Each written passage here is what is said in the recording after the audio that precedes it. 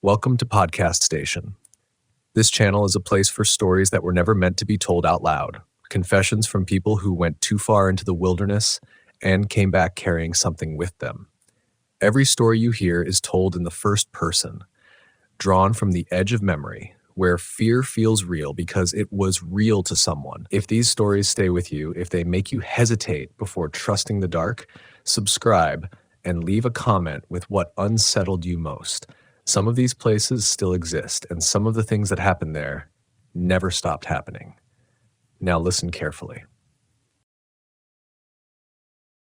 The first time the forest breathed my name back at me, I knew something inside me had cracked that would never quite seal again.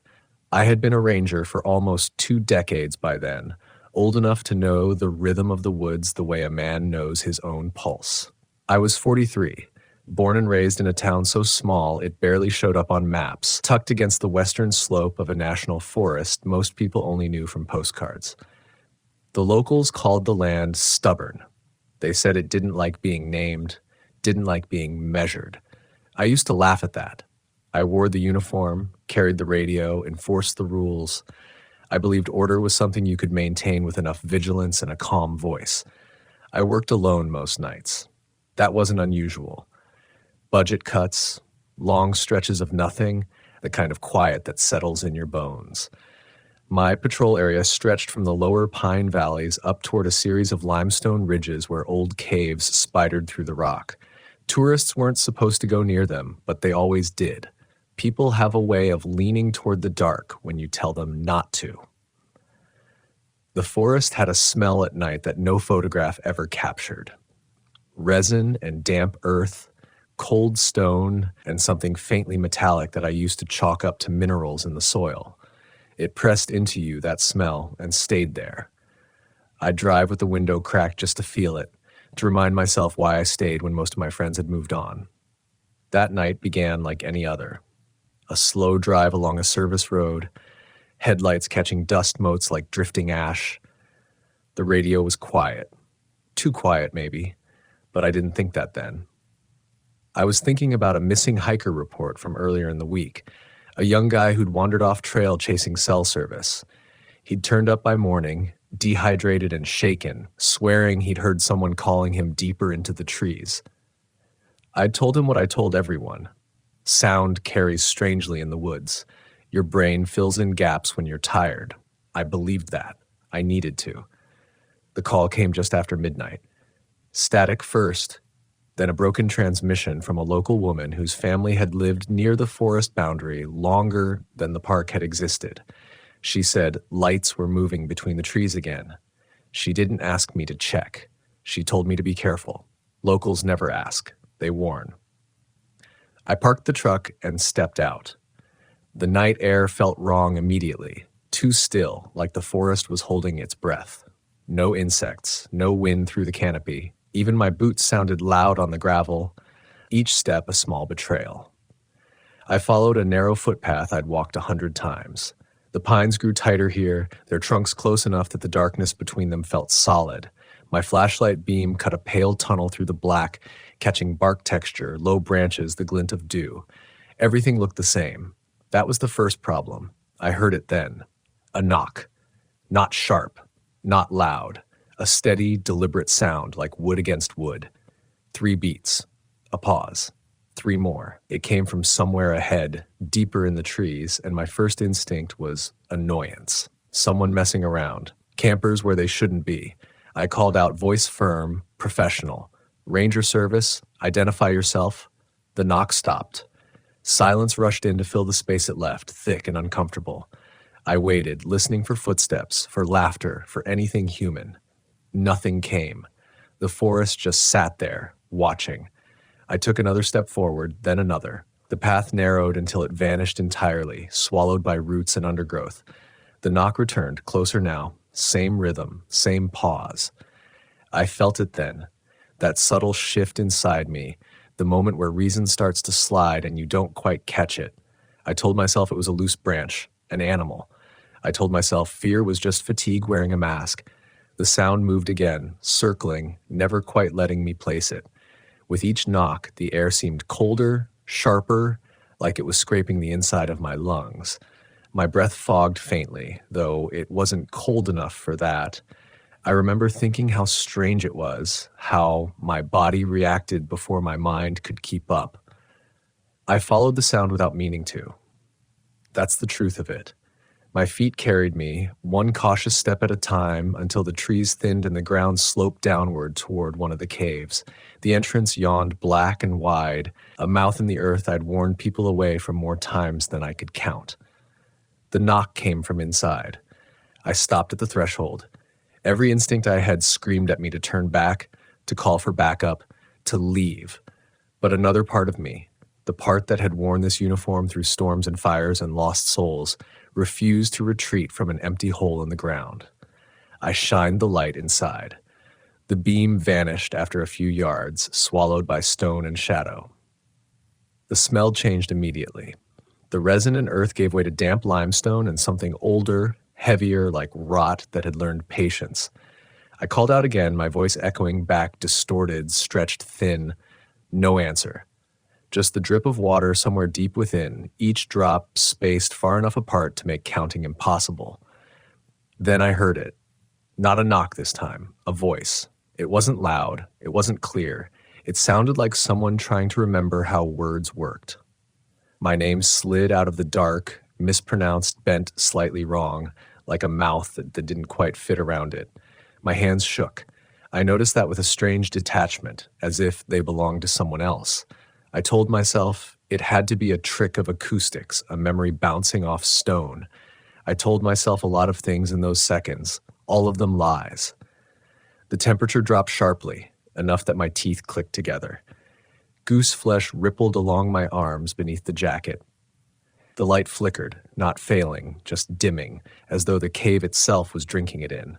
I took one step back. From the darkness, something moved. I didn't see it clearly. I still don't, even in memory. What I remember is scale, the sense of height where there shouldn't have been any, the impression of mass shifting just beyond the edge of the beam. The smell intensified, musky and sour, layered over the stone until my eyes watered. It breathed, slow, controlled.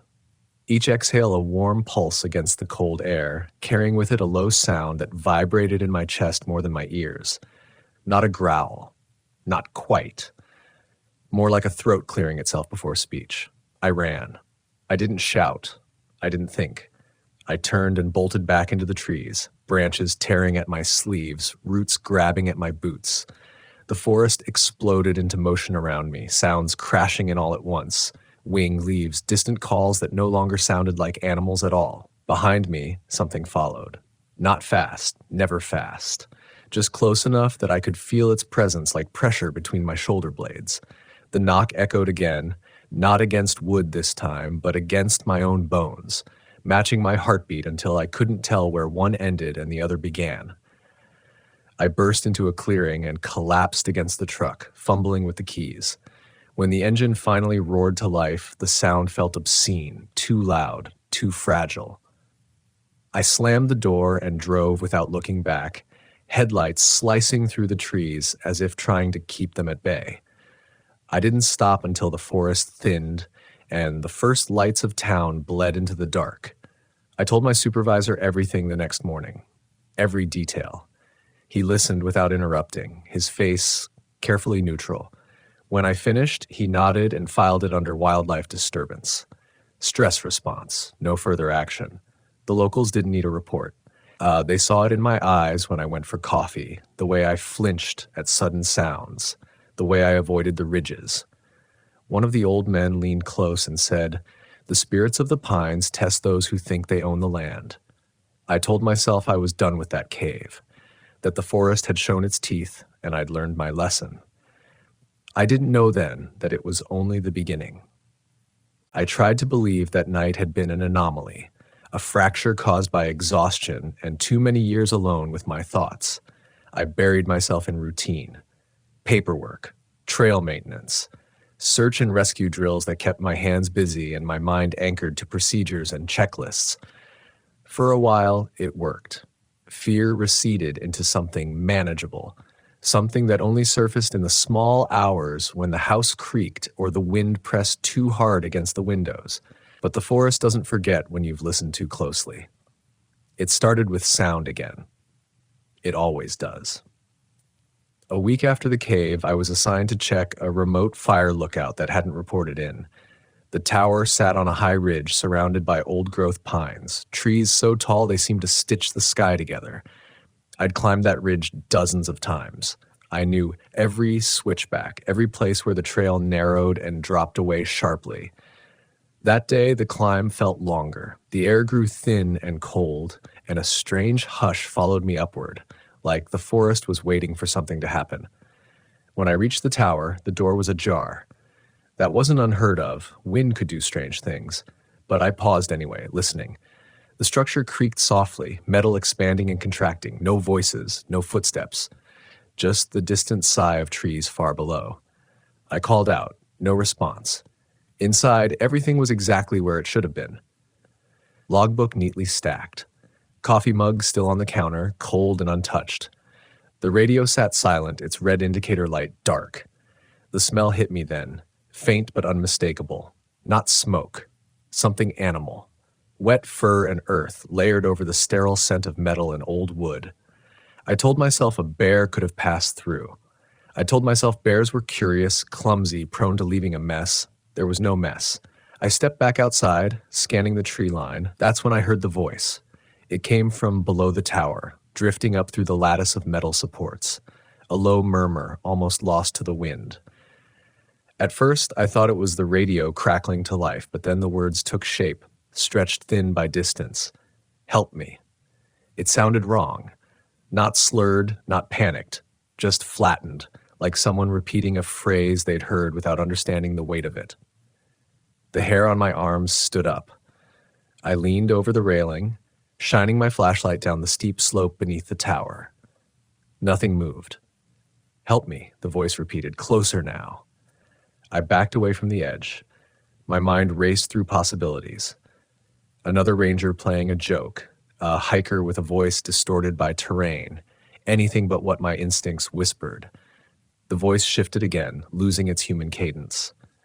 The words blurred together, melting into a low rhythmic sound that reminded me of breath through a chest too large, too deep. The metal beneath my boots vibrated faintly, as if something heavy was shifting its weight below. I didn't wait for proof. I locked the tower, marked it as temporarily closed, and descended faster than safety protocols would have advised. All the way down, I felt watched. Not hunted, observed, evaluated. By the time I reached the truck, my hands were numb.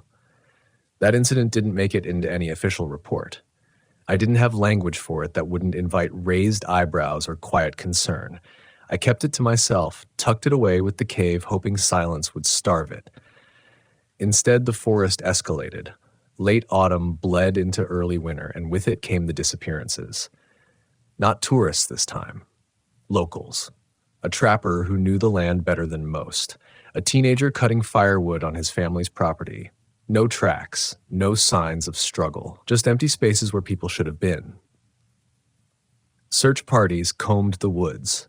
Dogs lost the scent abruptly, whining and pulling away from certain areas as if the ground itself repelled them. One handler told me his dog refused to go near the caves, hackles raised, teeth bared at nothing. At night, I dreamed of stone and darkness, of breath echoing through narrow passages. I woke with the taste of metal in my mouth and the certainty that something had been standing just beyond the edge of my vision. The third encounter broke whatever fragile balance I had left. A storm had rolled in fast, the kind that turns the forest into a maze of sound and motion. Trees thrashed, rain fell in sheets, soaking through my jacket despite the layers. I was checking a backcountry campsite when the radio crackled to life, cutting through the roar of wind. A child's voice came through. It said my name, clear this time, perfectly pronounced. The wrongness of it hit me harder than any scream. No static, no distortion, just my name, spoken softly, patiently, as though whoever said it had all the time in the world. I tried to respond. The radio emitted nothing but dead air. The temperature dropped abruptly, breath fogging thick and white. The rain around me seemed to slow, each drop heavy and deliberate as it struck my skin. I felt it then, not fear exactly, but the sickening realization that I was no longer the one being tested. I followed the voice without meaning to, through trees bending under the storm toward a shallow ravine that led inevitably toward the caves. The ground grew slick, mud sucking at my boots, each step an effort. The smell returned. Wet fur, rot, something ancient and patient. The voice kept talking. Not words, not anymore. Just sounds shaped to mimic comfort, reassurance. Laughter I recognized but couldn't place. The echo of my own breathing, half a second out of sync. I stopped at the ravine's edge. Water rushed below, swollen and violent. Across from me, the rock face rose dark and pitted, the cave entrance barely visible behind a curtain of rain. Something moved there. This time I saw enough. It stood upright, impossibly tall, its outline blurred by rain and shadow. Long arms hung at its sides, ending in shapes that caught the light briefly. Curved, deliberate. Its head tilted, listening as if savoring my hesitation. When it inhaled, the air rushed toward it, pulling the storm with it in a way that made my ears pop. My body locked up. Every survival instinct screamed at me to run, to fight, to do anything but stand there. I couldn't move.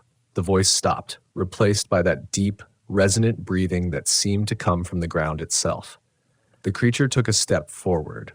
The ground shook, not violently, just enough to remind me of scale, of how small I was in that moment. My mind fractured then, denial shattering under the weight of undeniable presence. This wasn't a bear. This wasn't a trick of sound or stress. This was something the forest had been holding long before uniforms and radios and rules. I don't remember deciding to move. I remember being on the ground, crawling away, fingers digging into wet soil, lungs burning. A sound followed me, not pursuit, but something closer to disappointment. When I reached the truck, I vomited until there was nothing left. I drove until the storm faded and dawn crept in, pale and unwelcome. The official story blamed the storm. Hypothermia, disorientation. I accepted the write-up and the concerned looks, the quiet suggestions of time off. What I couldn't escape was the knowledge that the forest had changed me. Or maybe it had simply revealed what was always there. The caves were no longer just warnings on a map. They were mouths. They were memories buried deep and breathing slowly. And I knew, with a certainty that hollowed me out, that the forest wasn't finished telling its stories through me. I took the leave they offered, said all the right things about needing rest, about clearing my head. I told myself distance would dull whatever edge had been carved into me. I drove east for a while, stayed with a friend who lived where the trees thinned and the land opened up into fields and long, honest horizons. At night, I slept with the lights on like a child. During the day, I tried to convince myself that the weight in my chest was easing. It didn't. The forest followed me in quieter ways, in the way sounds layered themselves wrong, footsteps echoing where no one walked, in the way cold air pooled around me even indoors, creeping up my spine when I closed my eyes. I'd catch familiar smells where they didn't belong, damp stone in a grocery store aisle, wet fur drifting through a gas station parking lot. My friend asked if I was sick. I told him I just needed time. The truth was simpler and harder to swallow. I had been marked. When I returned to work, winter had tightened its grip. Snow softened the forest, smoothing sharp edges, muffling sound. It should have felt safer. Instead, the silence pressed harder, as if everything beneath it had leaned closer. The disappearances had slowed, officially chalked up to seasonal migration and reduced backcountry traffic. Unofficially, locals whispered that the spirits were sleeping. I knew better. My supervisor eased me back into patrols, keeping me closer to the main roads. I followed orders. I kept my head down. For a while, that worked, until the call came from a cave system thought to be sealed decades ago. A maintenance crew had gone to check an old collapse site after a minor quake. 2 men entered. One came out screaming, incoherent, blood running from his ears. The other never returned. They asked me to lead the recovery. I said no. The word tasted strange, heavy. I hadn't said it often in my career. My supervisor looked at me for a long moment, then nodded. He didn't push. That hurt more than if he had. It told me he saw the cracks too. But the forest doesn't care about boundaries set in offices. That night, the knocking returned. Not on wood, not on stone, on the walls of my house. 3 slow taps, measured, patient. A pause. 3 more. I sat up in bed, heart hammering so hard it blurred my vision. The house was cold, breath fogging faintly in the dark. I didn't move. I didn't answer. The knocking came again, closer somehow, though I couldn't say how.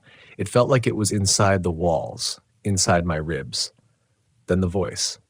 Not my name this time. It spoke memories. My mother calling me in from the yard when I was a boy.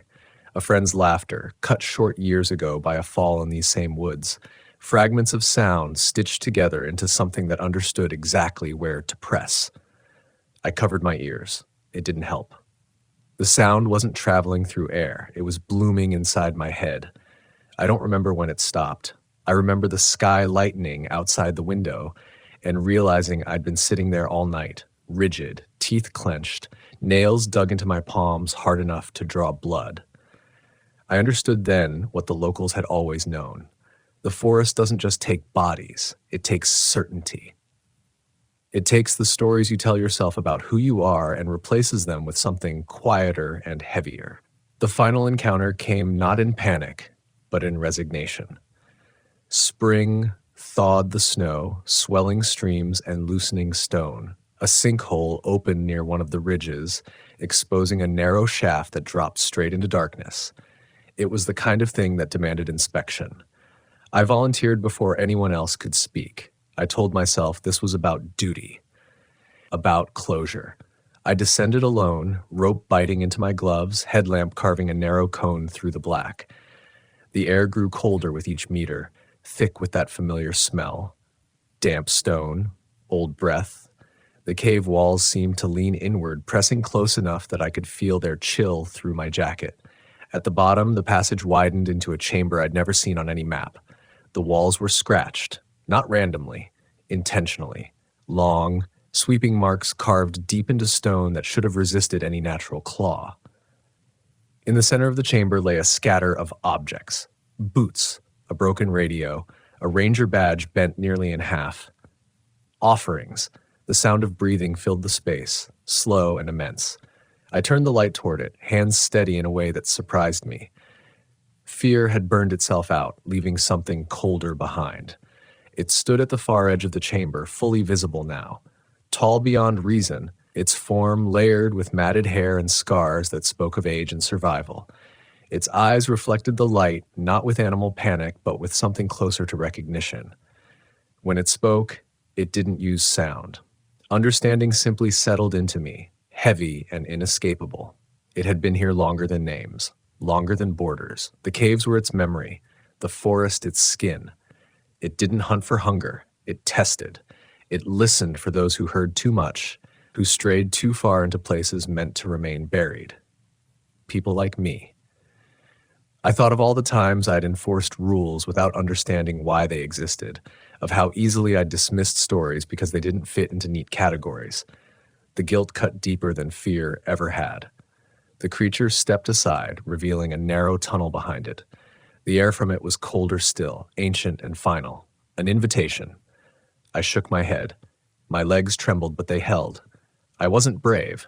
I was stubborn. I told it I would remember, that I would warn others in the only ways they'd listen to.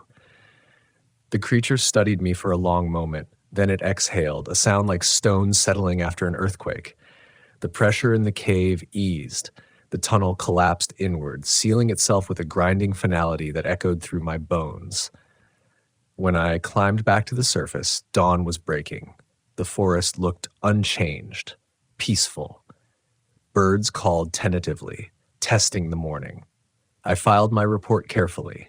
Structural instability, unsafe conditions, permanent closure recommended. I retired not long after. Now, when people ask why locals still whisper about spirits in the pines, I don't correct them.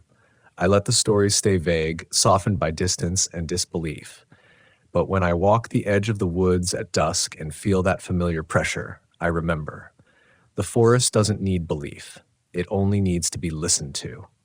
and I am still listening. I thought retirement would put a period at the end of everything. A clean break. No more radios crackling in the night, no more boots tracking mud into the house, no more maps spread across the table with red circles drawn where people vanished. I imagined distance would shrink the forest down to something manageable, a place I had worked, not something that still worked on me. I was wrong about that too. The forest doesn't release you just because you step out of uniform. It adjusts, it waits, and it watches to see what you do with what it gave you. I stayed in town. That surprised people. Most rangers leave when the badge comes off, chasing quieter lives somewhere the trees don't lean so close. I stayed because leaving felt like another kind of lie, because I knew in my bones that the woods didn't want my absence. They wanted my restraint. I started walking the boundary trails at dawn and dusk, not as an enforcer anymore, but as a listener. Without the authority of the uniform, people talked differently around me. Locals lingered. They told stories they'd never put into a report, stories about relatives who'd gone missing decades ago, about strange silhouettes crossing fire roads just beyond the reach of headlights, about caves that breathed warm air even in winter. They talked about sounds most of all, knocking on tree trunks deep in the backcountry, slow, intentional, a rhythm that didn't belong to wind or animal, calls that sounded almost human until you realized the cadence was wrong, the pauses too deliberate, laughter that echoed back a fraction of a second too late. I never interrupted them. I never corrected them. I understood now that stories like those aren't meant to be solved. They're meant to be carried. So sometimes tourists would ask me directly. They'd recognize me from the old days, or someone would point me out as the ranger who'd seen things. They wanted confirmation, proof, a clean answer they could package and take home. I never gave it to them. Instead, I talked about boundaries, about why trails exist where they do, about why some areas stay closed year after year with no explanation posted on a sign. I told them the forest rewards humility more than courage, and that curiosity without respect has a way of turning into regret. Most smiled politely. A few listened. Those few are the ones who made it back. The forest still tests me, even now. Not with terror, not with spectacle, with memory. On certain nights when fog settles low and the pines creak under their own weight, I'll hear that familiar sound carried faintly on the air. 3 slow taps, a pause, 3 more. It never comes close anymore. It doesn't need to. It's a reminder, not a threat. I don't answer. I've learned the difference. What changed me most wasn't fear. Fear burns hot and fast. It makes decisions simple. What stayed with me was the erosion of certainty, the slow understanding that not everything dangerous announces itself, and not everything ancient wants to be conquered. For years, I believed my job was to protect people from the forest. Now I know it was also to protect the forest from people who mistook silence for emptiness. The caves still exist. Some sealed, some lost again to collapse and time. They are still breathing, still holding what they've always held. Secrets don't rot the way bodies do. They endure. They wait for the wrong kind of attention. I think about the ones who didn't come back, about how easy it is to frame their stories as tragedy alone, to strip them of meaning so the rest of us can sleep better. I don't do that anymore. I believe they were part of a conversation older than language, one we were never meant to dominate, only to overhear. The forest taught me something no training manual ever could, that strength isn't about standing your ground at all costs.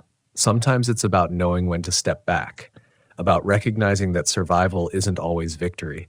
Sometimes it's permission to leave with your sanity intact.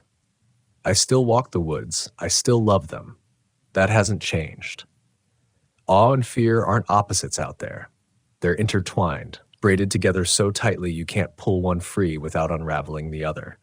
When the sun filters through the pines just right, when the air smells clean and bright and alive, I understand why people are drawn in despite the warnings. I feel it too. The promise. The pull.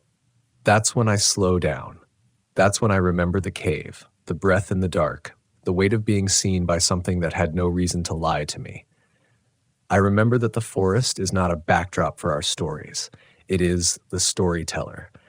And long after my footprints fade, long after the last sign rusts and falls, the spirits of the pines will still be there, watching, listening, whispering to those who lean too close and reminding them, gently or not, that reason is fragile and respect is the only thing that lasts.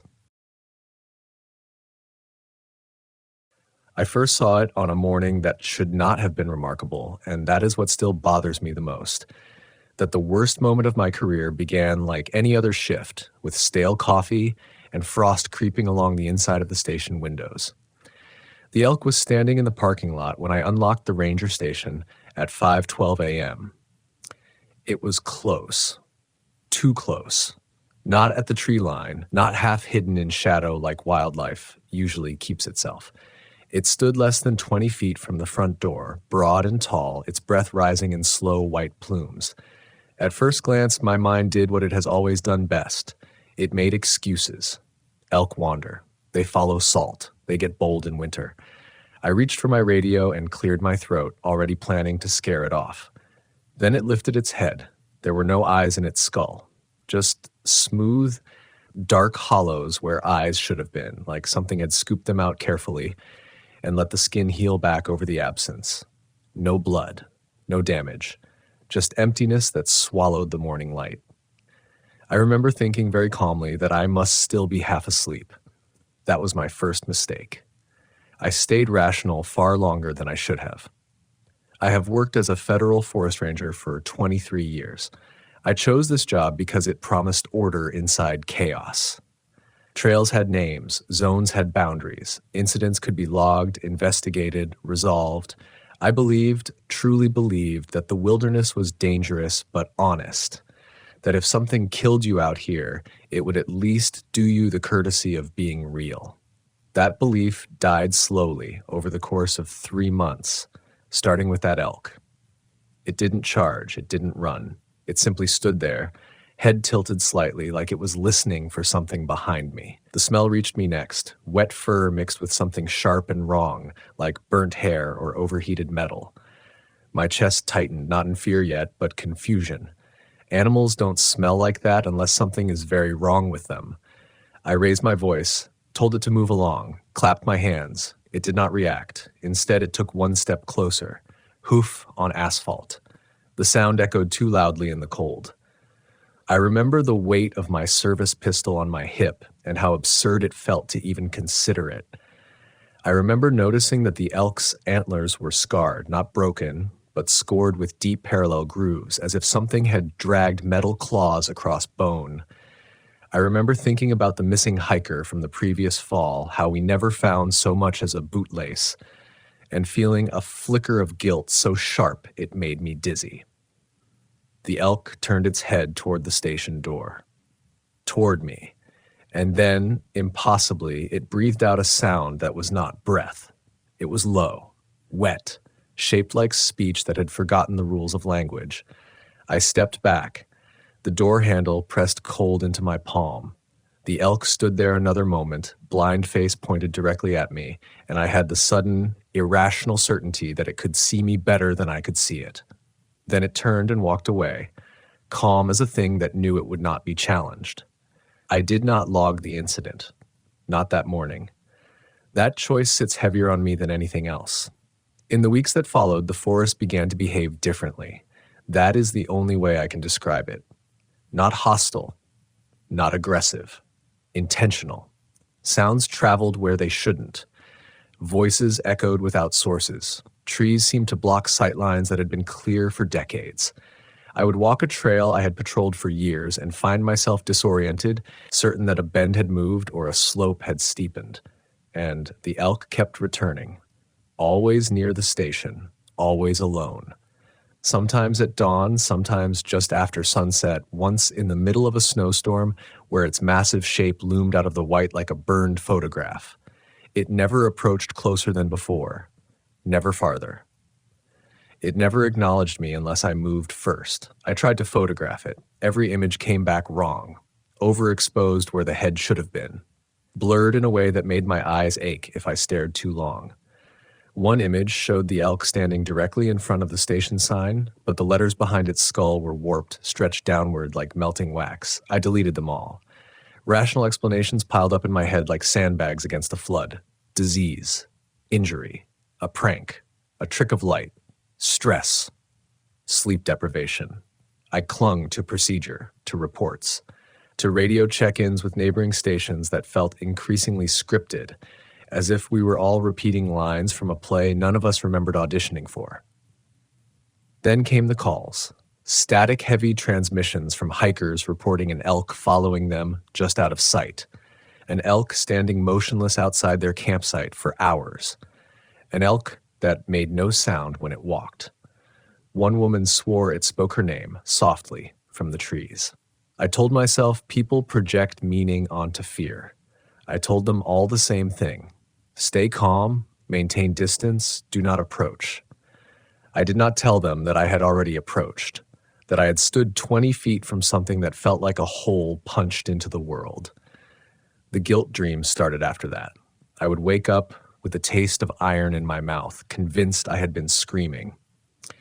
In the dreams, I was backtracking a search route from years ago, the one where we lost a teenager in a sudden storm. In the dreams, I always found him standing perfectly still between the trees, his eyes gone, his mouth opening and closing without sound. When I tried to reach him, the ground vibrated, and something beneath the soil shifted, rolling like a massive lung filling with air. I stopped sleeping at the station. That was when I found the tracks. They appeared behind the building one morning, pressed deep into the frost. Elk tracks at first glance, but wrong. Too symmetrical, too evenly spaced, and beneath them, faint impressions that did not belong to hooves at all. Long, narrow grooves like something had been dragged or something had been balancing on points not meant for walking. The tracks led toward the old service tunnel. It was sealed decades ago. An access route carved into the mountain during a failed mining operation, later repurposed briefly for Cold War infrastructure before being abandoned and officially forgotten. Concrete, steel doors, no signage. We were told it was unstable, that there was nothing down there worth recovering. Standing at its entrance, staring into the darkness that breathed out air warmer than the winter morning, I smelled the same thing I had smelled on the elk. Burnt hair, wet fur, and underneath it, the unmistakable scent of decay that comes from places that look clean but are not. I told myself I was going down there to document vandalism, to check structural integrity, to follow protocol. That was another lie. I was afraid that if I didn't follow the tracks, I would become one more unexplained absence the forest swallowed without effort. I keyed my radio, reported I was conducting a solo inspection, and stepped into the tunnel. Behind me, somewhere in the trees, something exhaled slowly, like it was relieved I had finally chosen the right direction. The air changed the moment I crossed the threshold. It wasn't just warmer, it was dense, heavy with moisture, as if the mountain itself was breathing shallowly. My flashlight beam cut through drifting motes of dust and something finer, almost fibrous, that clung to my sleeves when I brushed past it. The tunnel sloped downward at a gentle angle, concrete walls sweating, floor cracked by decades of freeze and thaw. Every step echoed too long, the sound lagging behind me like a delayed response. I told myself to mark the entrance time, to note environmental conditions, to keep a clear head. Instead, I found myself counting my breaths. The service tunnel wasn't long on paper, 300 yards maybe, but it felt elastic, stretching subtly with each step. The farther I went, the more my radio hissed. Not static, exactly. More like distant whispers layered on top of one another, rising and falling in a rhythm that almost matched my heartbeat. I adjusted the frequency twice. It didn't help. About 50 yards in, I noticed the walls. They weren't just concrete anymore. Rusted metal panels had been bolted over sections, some stamped with numbers I didn't recognize, others scratched through with deep gouges. The gouges ran in parallel lines, familiar now. The same spacing I'd seen carved into the elk's antlers. Seeing them here made my stomach drop. because metal does not scar itself. The smell grew stronger as I descended. Burnt hair, wet fur, and something else. Ozone, maybe, like the air after a lightning strike, sharp enough to sting the back of my throat. My flashlight flickered, dimmed, then steadied. I paused, listening. That was when I heard footsteps behind me. Not echoes, not my own steps bouncing back. These were separate, softer, deliberate, barely disturbing the dust. I turned slowly, light sweeping the tunnel behind me. Nothing. The footsteps stopped when I did. I stood there longer than I should have, pulse pounding, the rational part of my brain screaming explanations. Settling debris.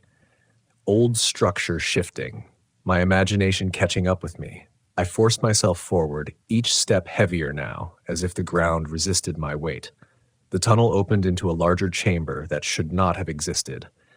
The ceiling rose high enough that my flashlight couldn't find it.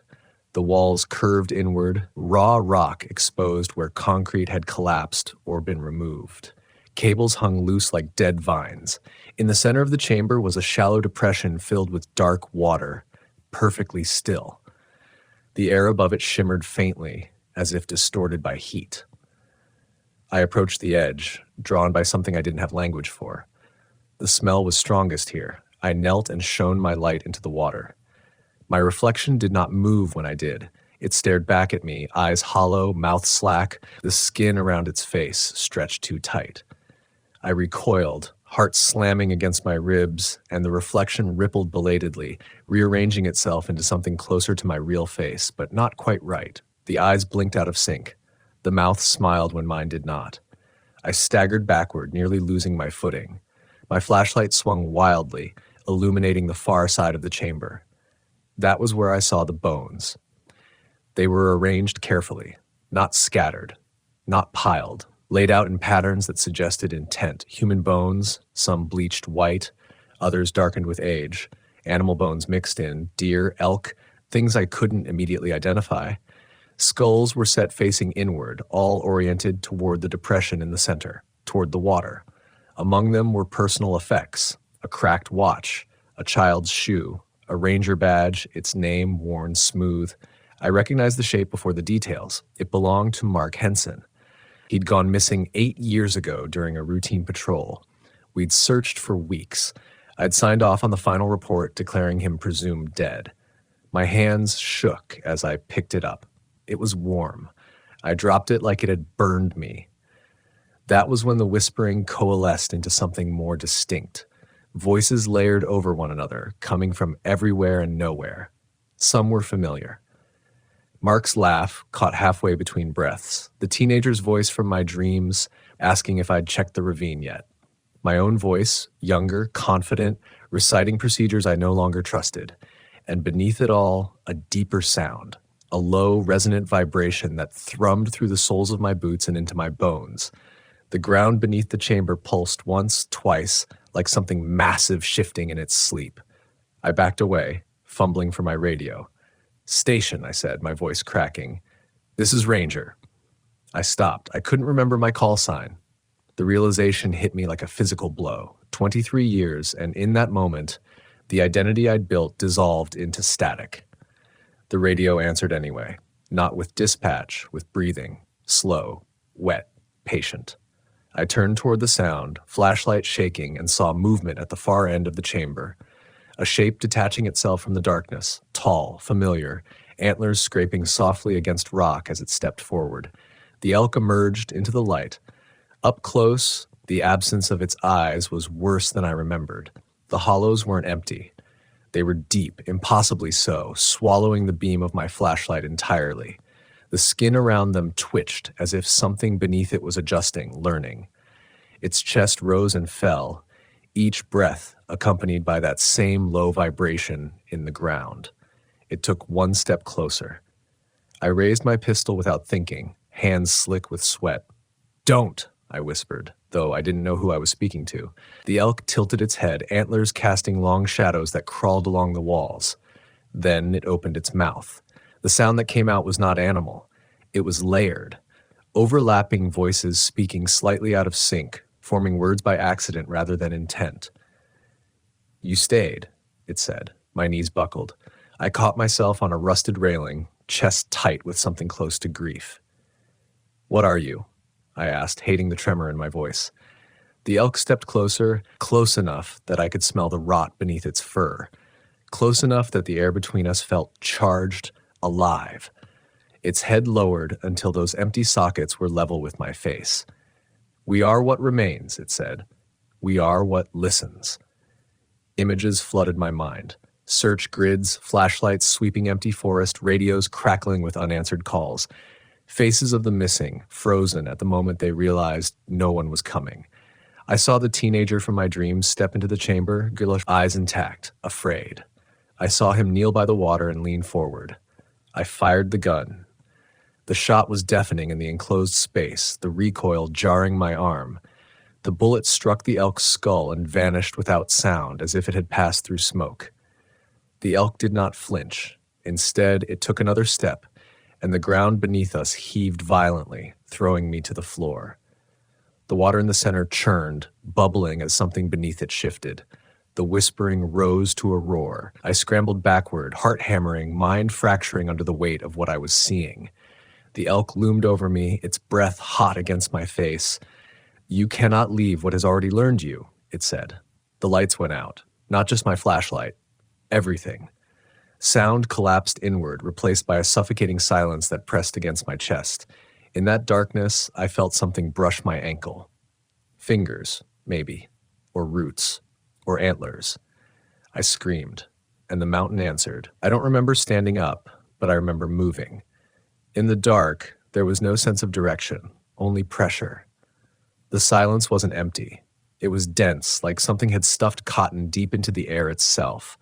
My scream had died the moment it left my throat, swallowed before it could echo. I crawled, palms scraping against cold concrete and grit, following instinct rather than thought. Somewhere behind me, the ground continued to pulse, slow and deliberate, like a heart that did not need oxygen.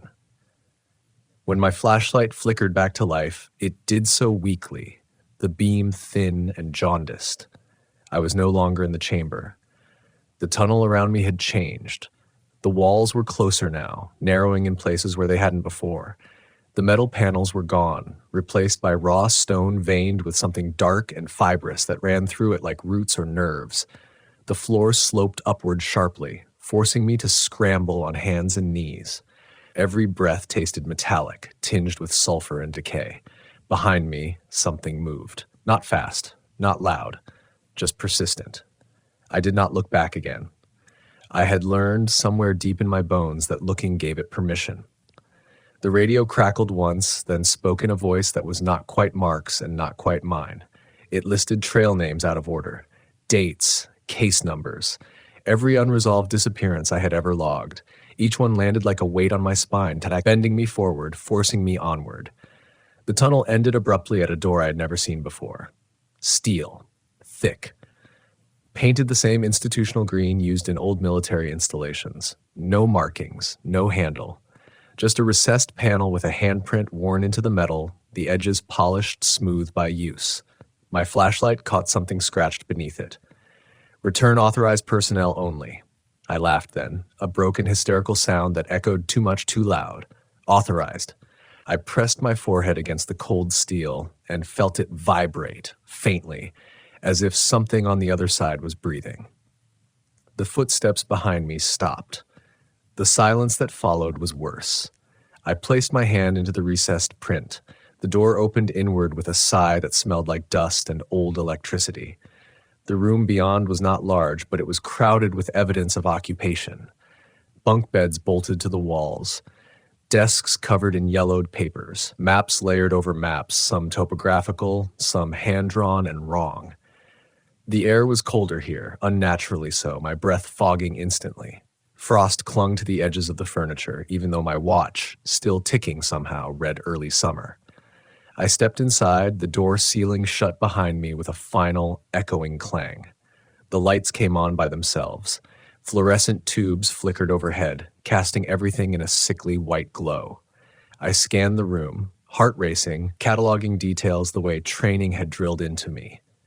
No immediate exits, no obvious threats. But the feeling did not leave. If anything, it intensified, pressing down on my chest until breathing felt optional.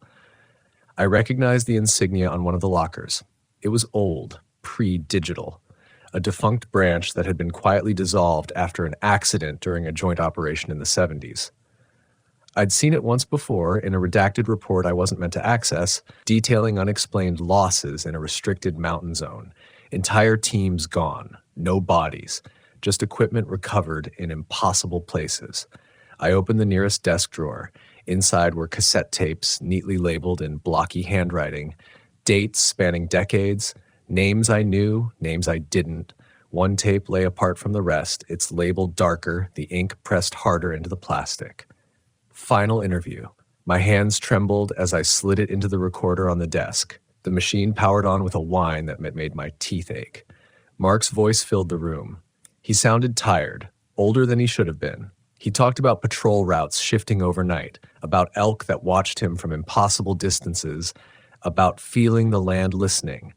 At one point, his voice dropped to a whisper and he said, "It's not hunting us, it's recruiting."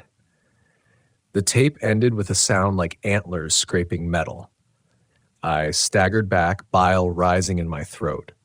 My gaze drifted to the far wall, where a large one-way mirror reflected the room back at me. Something moved in the reflection that did not move in reality. I approached slowly, each step deliberate. The mirror showed me standing there, pale, eyes sunken, shoulders hunched under invisible weight. But behind me, just at the edge of the frame, stood figures that were not present in the room itself. They were human-shaped, mostly. Their limbs bent at wrong angles, joints too many or too few, faces blurred, features shifting like wet clay, and among them, towering over the rest, was the elk. In the reflection, its eyes were open. They were not eyes as we understand them. They were vast, black expanses that reflected scenes instead of light. I saw forests burning under winter skies, campsites abandoned mid-meal, search parties walking in circles until their footprints overlapped into meaningless patterns. And I saw myself, older, bent, standing in the station parking lot, keys in hand, watching an eyeless elk stand 20 feet from the door. The realization hit me with crushing clarity. This had happened before, not exactly like this, but close enough. I staggered away from the mirror, clutching my head as memories surged that were not mine. Or were they? Fragments of conversations I didn't remember having, reports I didn't recall writing, times I should have left the service and didn't, compelled by a sense of unfinished duty that now felt like a leash. The door behind me rattled. A low sound seeped through the seams, vibrating the room. The temperature dropped further, frost creeping across the floor toward my boots. The lights flickered, and for a moment, in the strobing glow, the figures from the mirror appeared in the room itself, overlapping reality like a misaligned image. I fell to my knees. "I didn't know," I said aloud. "To no one. To everything. I thought I was helping." The elk's voice came from everywhere at once. "You were." The floor split open, not violently, gently, a seam widening to reveal darkness beneath, air rushing upward with the smell of deep earth and old water. Hands, human hands, animal hands, something in between, reached up grasping, not in desperation but expectation. I understood then what the final authorization meant. Not permission to enter, permission to descend. The ground gave way beneath me, and as I fell, the last thing I heard was the elk breathing, slow and satisfied, as if another long-awaited task had finally been completed. I don't remember hitting the bottom. What I remember is the absence of impact, falling without arrival, weightless but not free.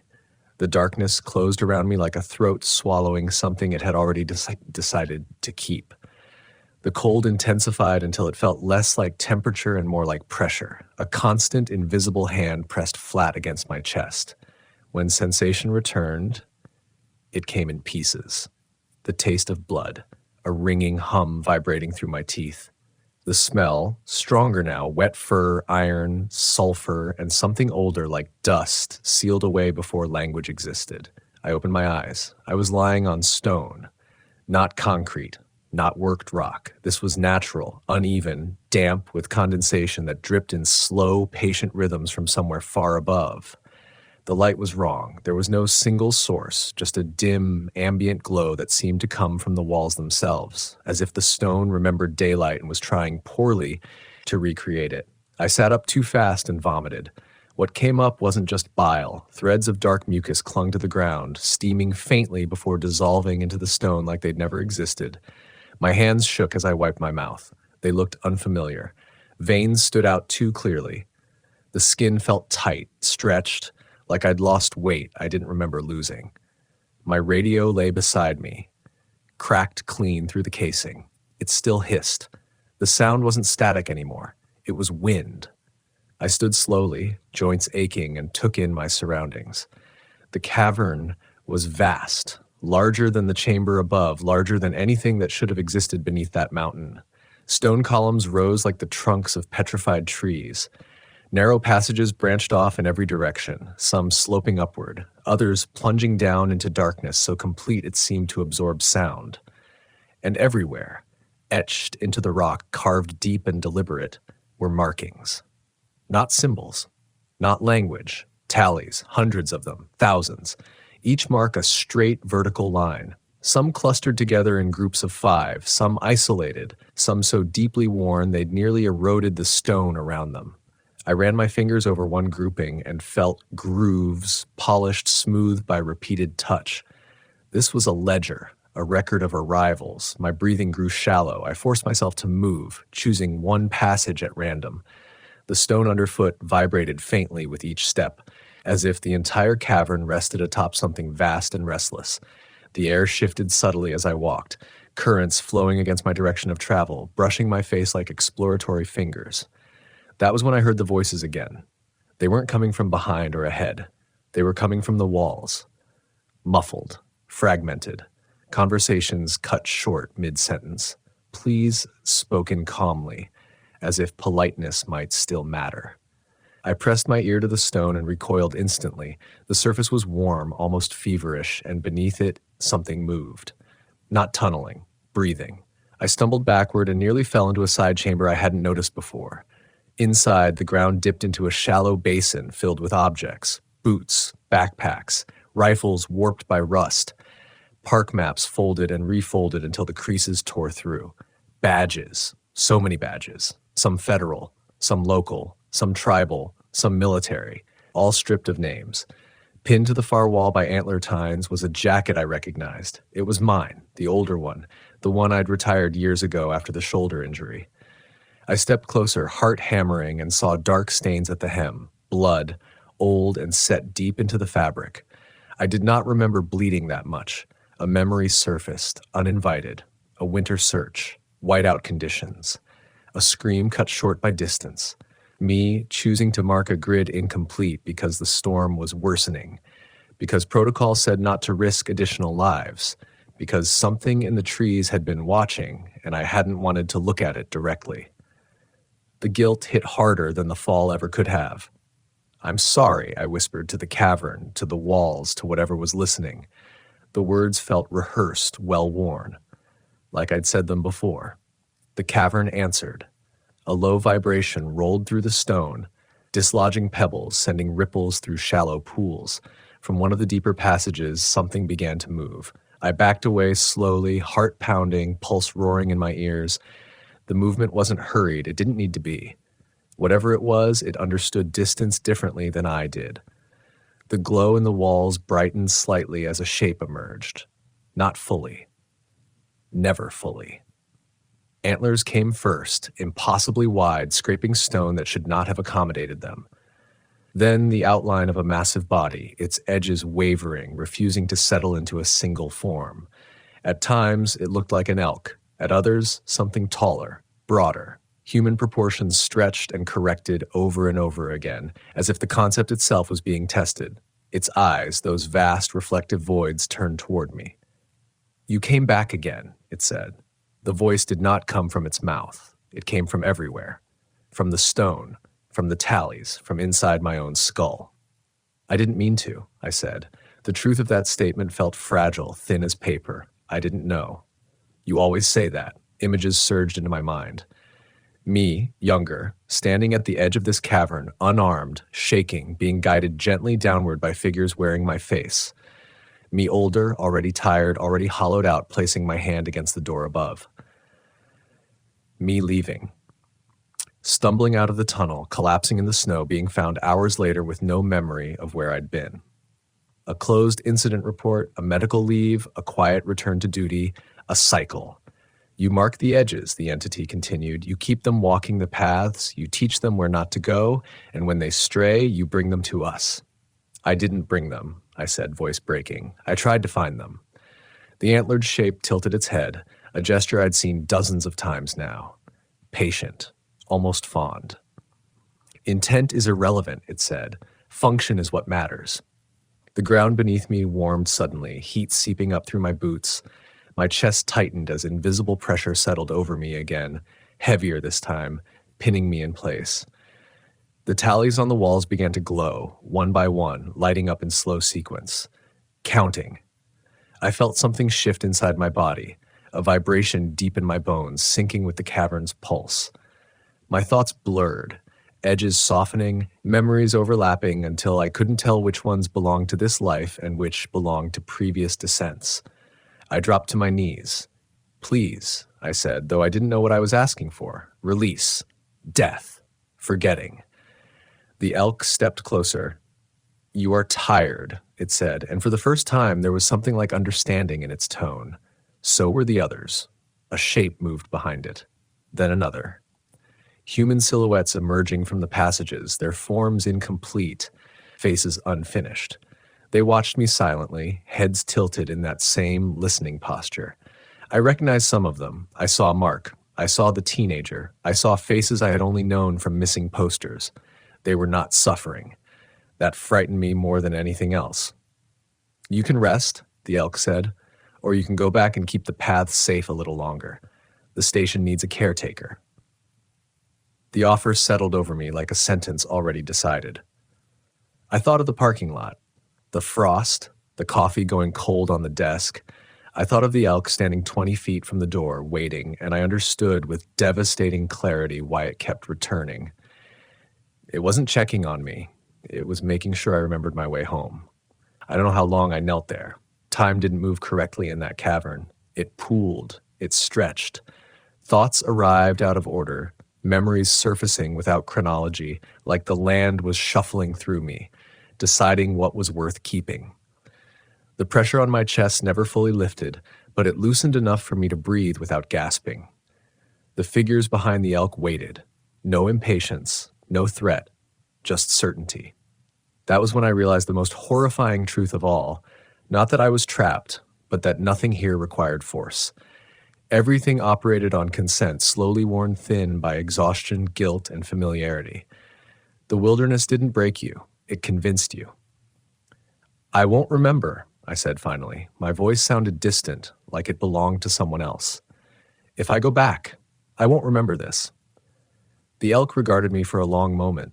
In its eyes, those endless black depths, I saw flashes of ranger stations across decades. Different uniforms, different faces. Same posture, same tired acceptance.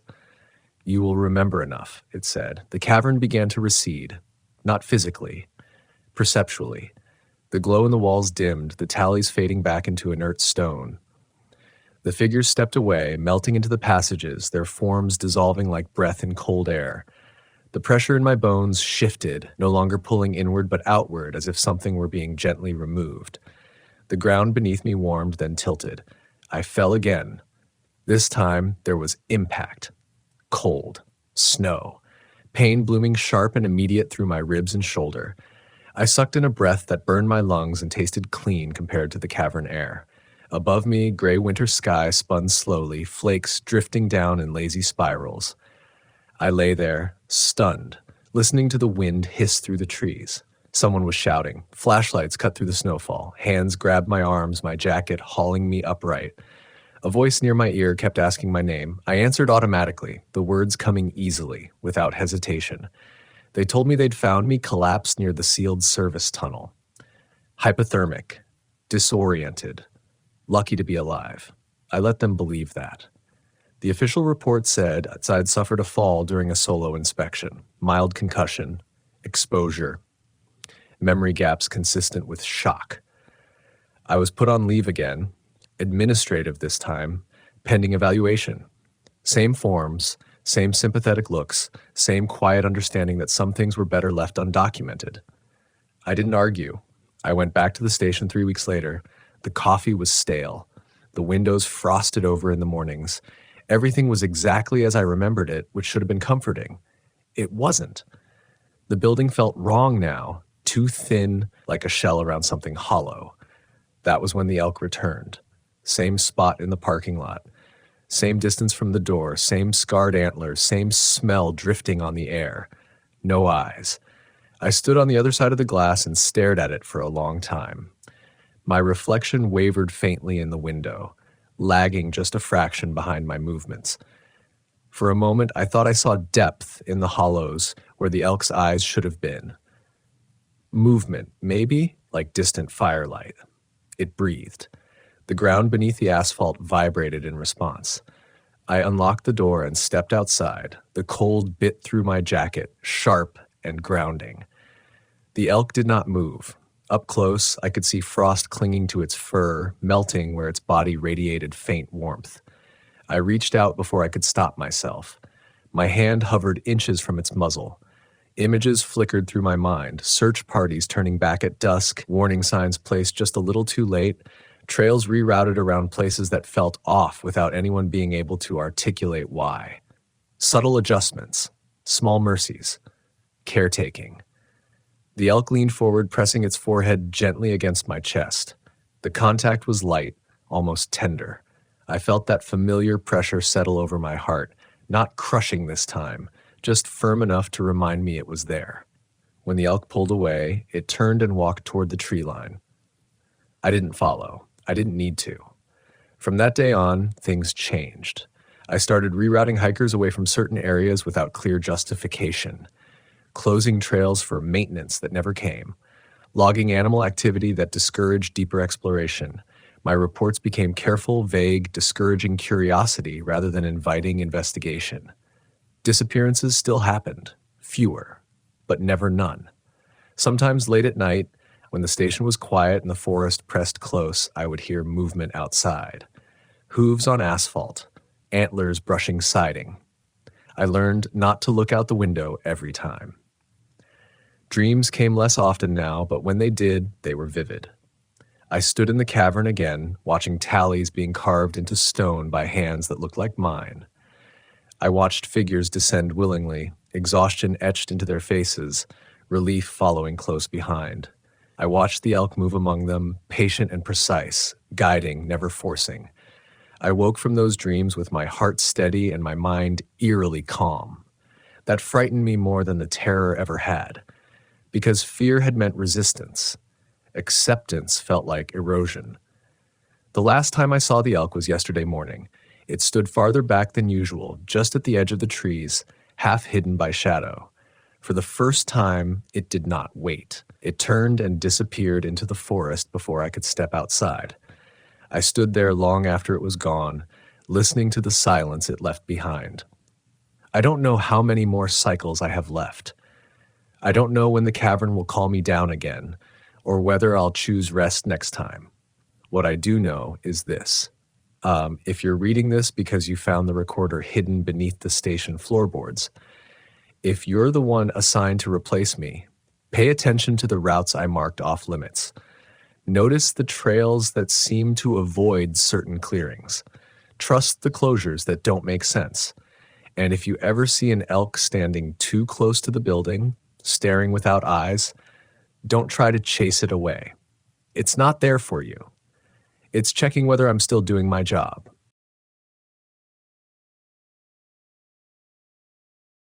The first time the forest answered me back, it wasn't with a sound. It was with silence so complete it felt deliberate, like something had leaned in close and decided to listen. My name doesn't matter as much as the years I've given to the trees. I was 38 when this began, a ranger assigned to a stretch of national forest so dense the sunlight had to fight its way down in thin, reluctant strips, Locals called it pine country, but that never felt honest enough. Pines don't just grow there, they stand guard. Tall, scarred, packed tight together, their needles woven into a ceiling that traps sound and swallows distance. You can walk for hours and never feel like you've moved at all. I grew up not far from there. The people in the nearby town trusted the forest the way you trust an old dog, respectfully, cautiously, but with the assumption that loyalty runs both ways. They hunted its edges, gathered firewood, told their kids not to wander past the creek after dusk. They also whispered things at the bar when the lights were low and the talk turned slow. Stories about voices that didn't belong to anyone, about caves that breathed in winter, about something tall moving between the trees when snow made everything else visible. I didn't believe any of it. That was my strength, or so I thought. Rangers are taught to rely on patterns. Animals behave a certain way. Weather follows rules. People leave signs when they're lost. Broken branches, dropped gear, footprints that lead somewhere, even if that somewhere is worse than where they started.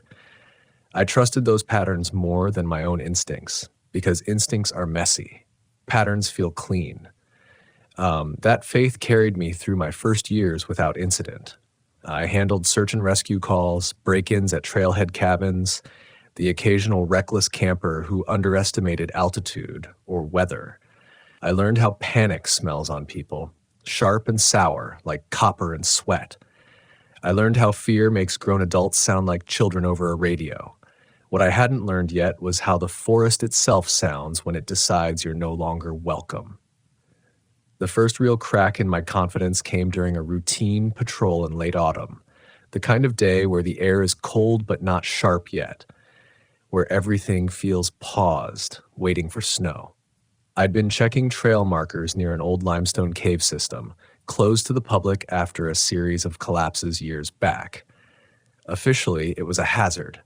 Unofficially, it was something the locals avoided with a kind of practiced indifference that always struck me as rehearsed.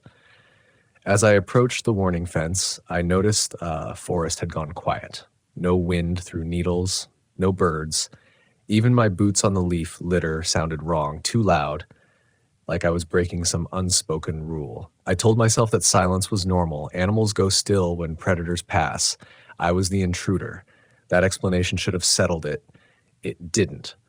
Then I heard it, a knock. Not loud, not sharp. A dull, hollow sound, spaced evenly coming from somewhere deep inside the trees to my left. Knock, pause, knock, pause. Like someone tapping wood with a knuckle, testing for rot. I froze, hand resting on my radio. Woodpeckers knock, sure, but not like that. This was too measured, too patient. I waited for it to stop. It didn't. I called out, my voice sounding thin even to my own ears. Ranger Patrol. Anyone out there?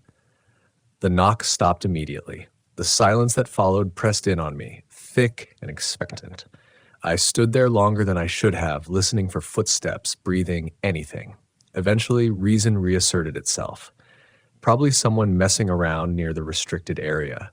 Hunters did that sometimes. Thinking rules didn't apply to them.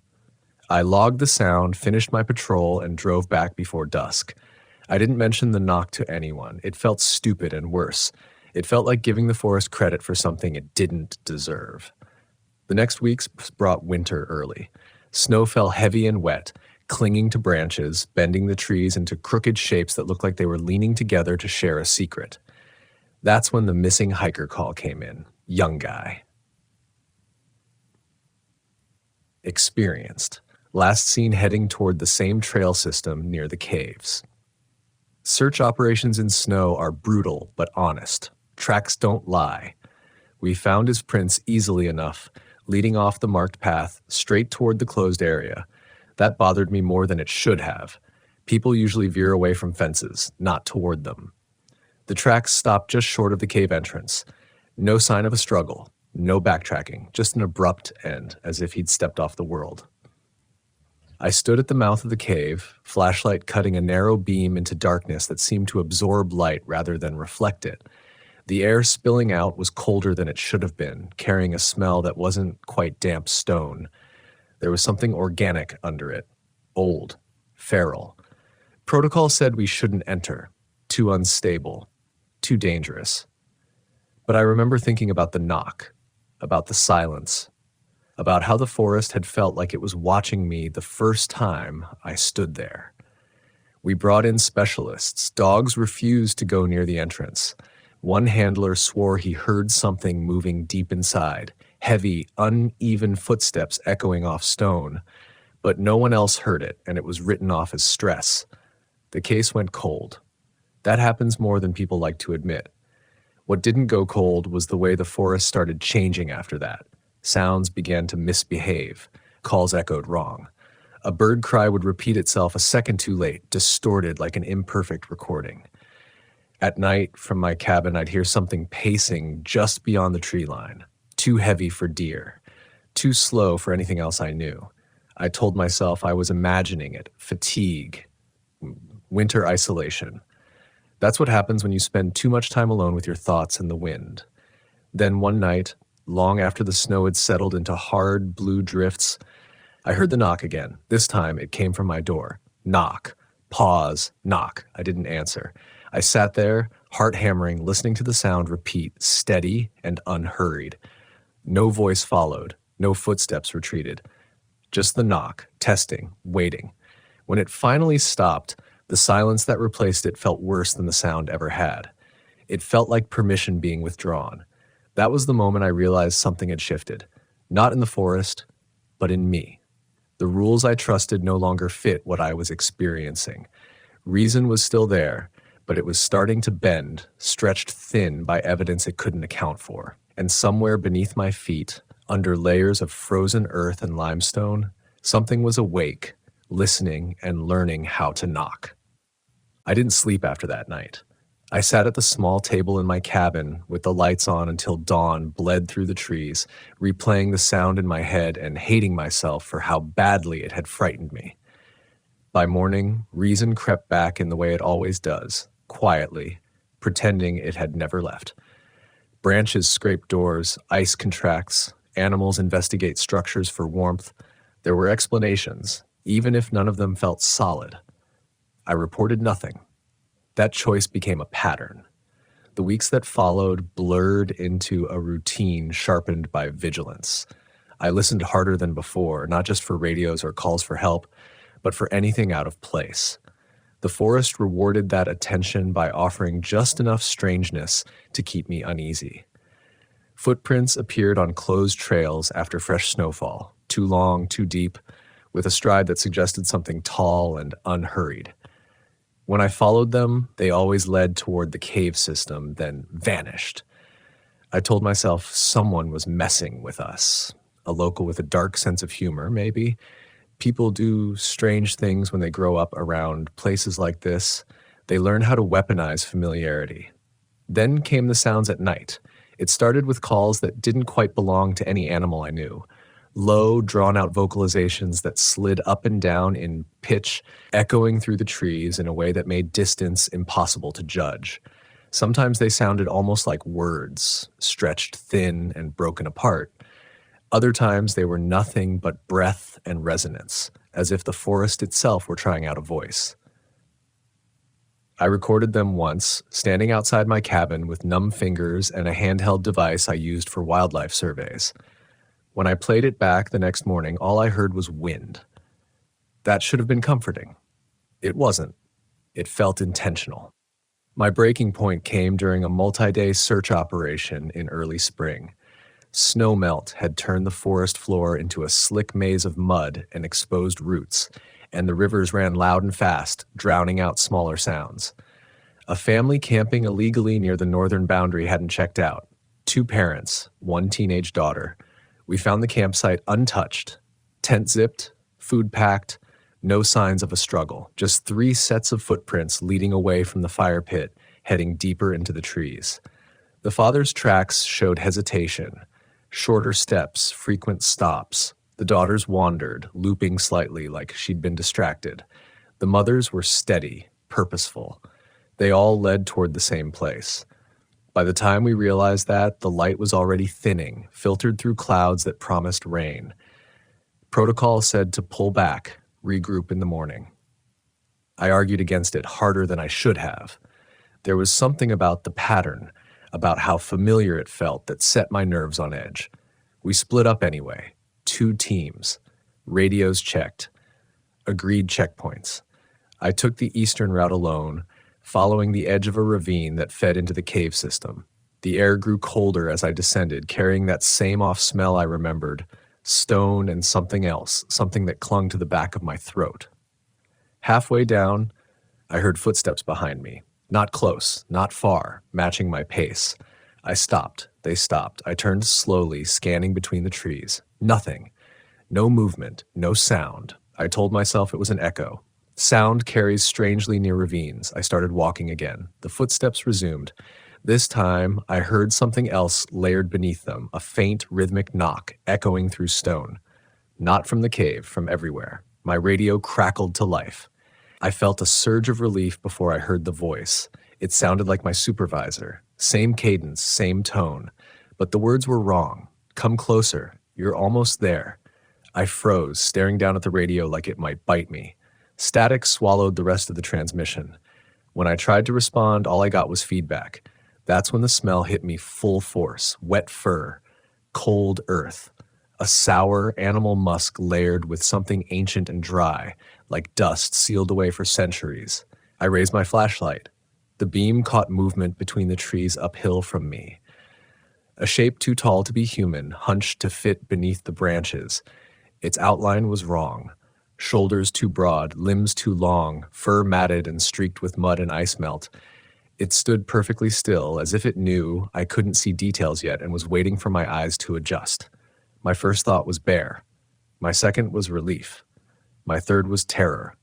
When it straightened slightly, and I realized its head was turned toward me, eyes reflecting the light too high off the ground. It knocked once, a heavy sound like bone against wood. I ran. I don't remember choosing a direction. I remember slipping, catching myself, the forest blurring into dark shapes and sharp edges. The knocking followed me, sometimes ahead, sometimes behind, never closer, never farther, just present. I burst out near the cave entrance, chest burning, lungs screaming. The smell was strongest there, pouring out of the darkness like a warning. I didn't stop. I didn't look back. I made it to the rendezvous point long after dark, soaked and shaking. The other team was already there. No sign of the family, no sign of what I'd seen. When I tried to explain, the words fell apart, sounded thin, unconvincing. They pulled me off field duty for a while, called it stress, burnout. I didn't argue, because deep down, beneath the fear and the doubt, I knew the truth was worse than any explanation they could offer. The forest hadn't been testing me. It had been guiding us, leading people, step by careful step, towards something it had been hiding for a very long time, and teaching it how to reach back out. They reassigned me to desk work for a month, maybe hoping distance would sand down the edges of what I'd experienced. Paperwork, trail reports, weather logs. I sat in the ranger station surrounded by maps I'd memorized years ago, and for the first time, they felt incomplete, like polite lies drawn in ink. Every contour line seemed to hide something underneath it. The families of the missing came through in quiet waves, eyes hollowed out by hope stretched too thin. I learned to keep my hands folded, my voice steady. I learned how often people search your face for reassurance you're not allowed to give. The family from the illegal campsite was declared lost to exposure within weeks. No bodies. No answers. Just another line added to a ledger no one wanted to read too closely. At night, even away from the field, I still heard the forest. Not directly, more like memory bleeding into the present. I'd catch myself pausing mid-sentence, if waiting for a sound only I seemed to expect. The knock followed me into sleep, not loud enough to wake me fully, just enough to make my dreams shallow and restless. When I was cleared to return to patrol, I didn't feel relief. I felt like I was stepping back into a conversation I'd walked away from without permission. Spring came reluctantly. Snow receded into shadows. The forest smelled alive again. Wet bark, moss, rot, and growth all layered together.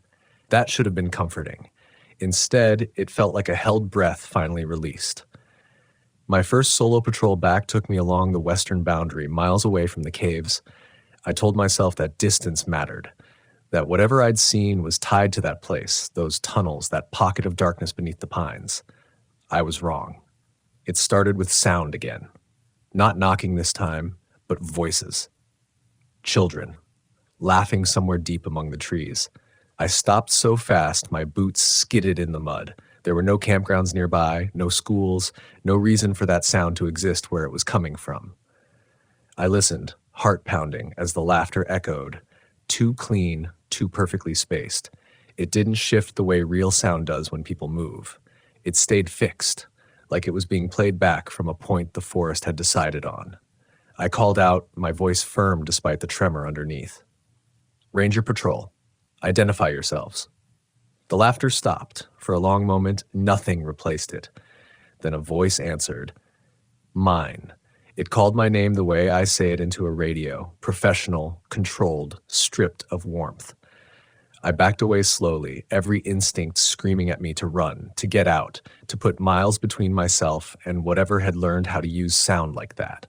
Branches snagged my jacket. The forest felt tighter, closer, as if the space between the trees had subtly narrowed. I didn't wait for it to escalate. I turned and left the trail entirely, pushing hard until my lungs burned and my legs shook. I didn't stop until I reached the truck. I reported none of it. That silence, the one I chose, was the heaviest burden of all. It was easier to tell myself I could manage this alone, that acknowledging it would make it worse, that the forest thrived on attention, on fear.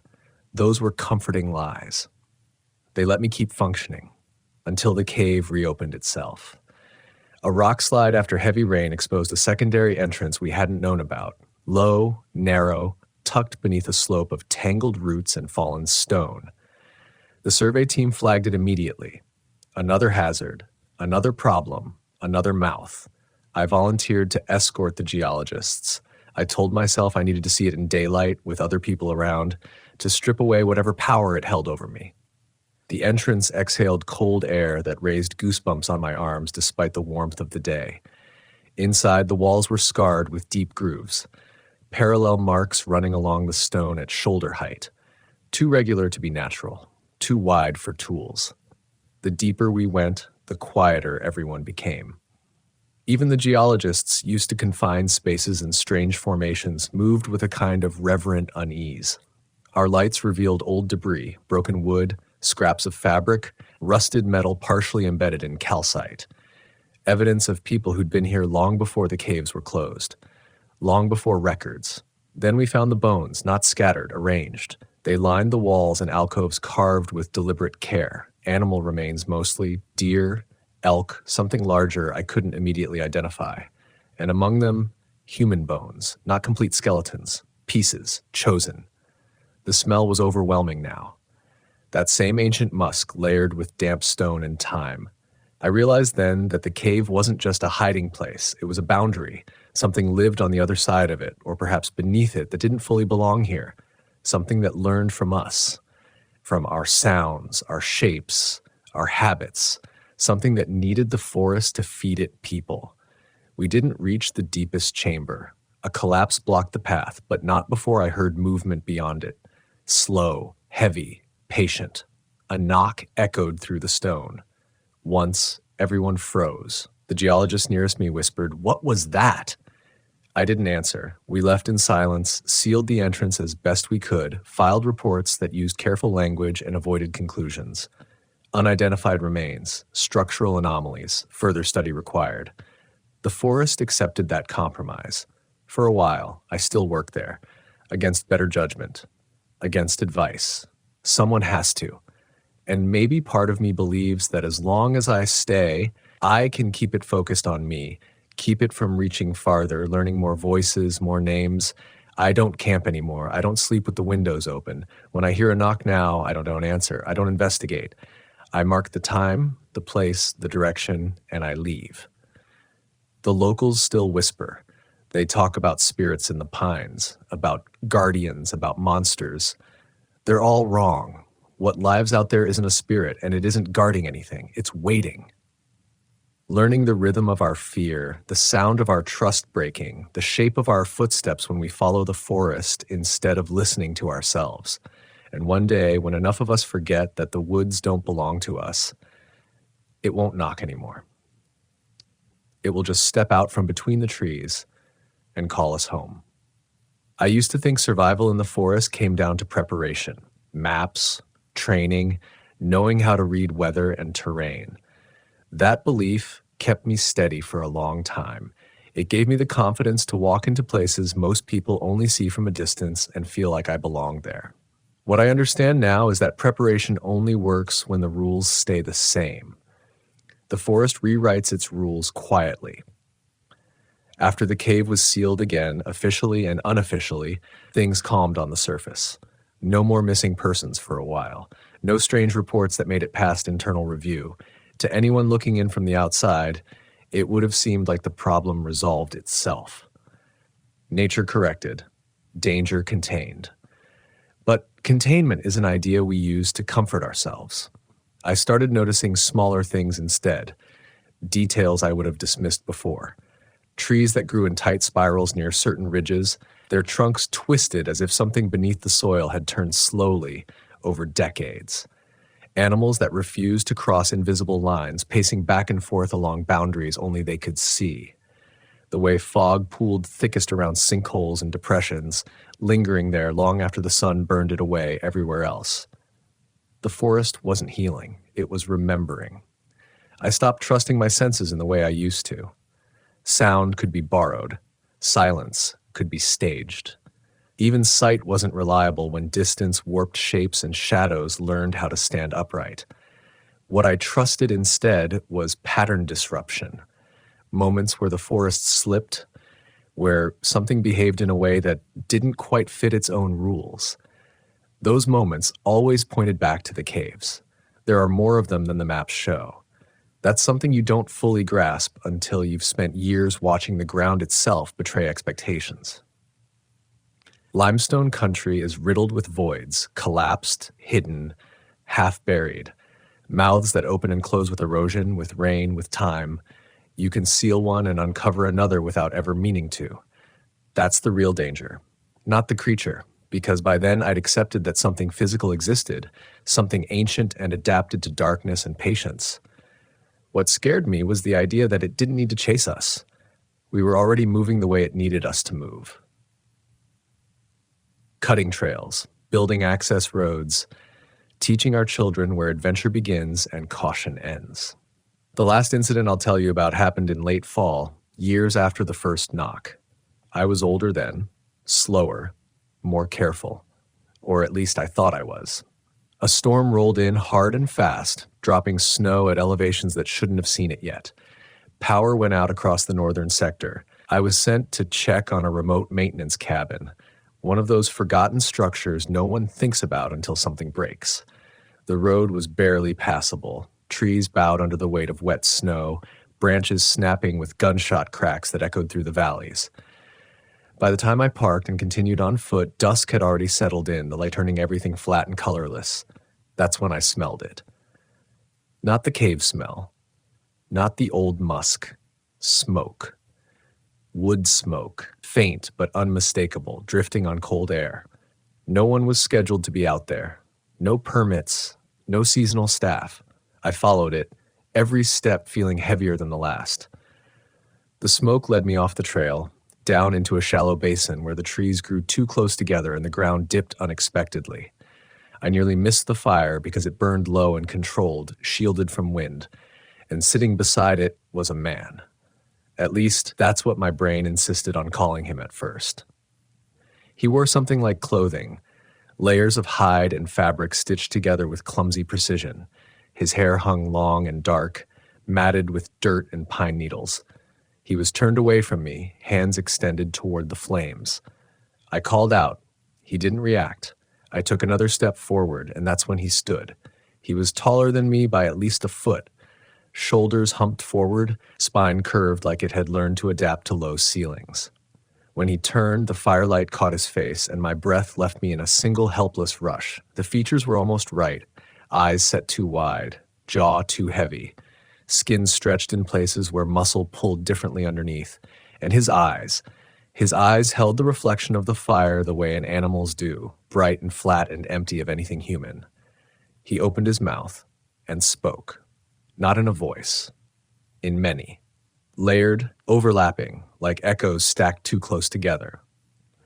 I heard the hiker, the mother from the campsite, the handler who'd sworn he heard footsteps in the cave. I heard my supervisor. I heard myself. It said my name. I didn't run this time. I stood there, frozen, finally understanding the shape of my fear. This wasn't a monster guarding territory. It was a mirror held up by the forest itself, a thing that collected us, learned us, and wore us the way stone wears water. I don't remember how long we stood there facing each other. I remember the fire guttering low.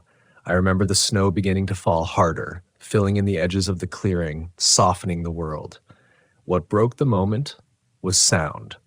A knock, not from the trees, not from the ground, from inside its chest, a hollow, resonant thud like something knocking from within, testing the boundaries of the shape it wore. That's when I understood the caves weren't homes. They were containers. I backed away slowly, never turning my back, every instinct screaming that sudden movement would end me. It watched me go with a head tilt that mimicked curiosity, not anger. I reached the truck somehow. I drove until the road turned familiar again. I filed a report that said nothing and everything all at once. That was my last winter on patrol. I still live nearby. I still hear the whispers, the stories, the laughter locals use to keep fear at bay. I don't correct them. Let them believe it's myth. Let them think it's superstition. That distance keeps them alive. Here's what I've learned and what I hope you understand if you ever walk beneath tall pines and feel watched without knowing why. The forest doesn't hate us. It studies us. And when you hear a knock where no one should be knocking, when the silence feels too complete, when your instincts tell you to turn back for no clear reason, listen, because the woods remember every name they're given, and some of them are still being called from underground. I killed my first man by signing a search and rescue report that said presumed dead when I should have written still out there. That sentence has lived in my mouth for 15 years, tasting like copper every time I try to sleep. I am, or was, a U.S. Forest Service ranger assigned to a high-elevation district that doesn't show up on most recreational maps. The kind of place you only find if you're lost, or if someone sends you there on purpose.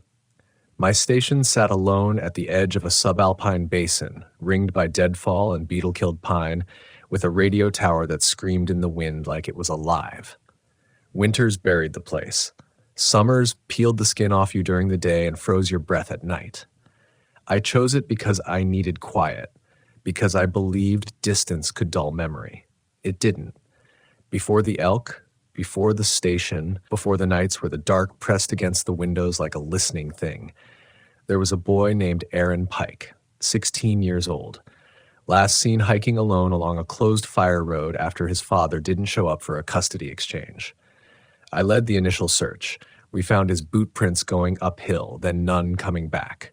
No sign of struggle, no blood, no body.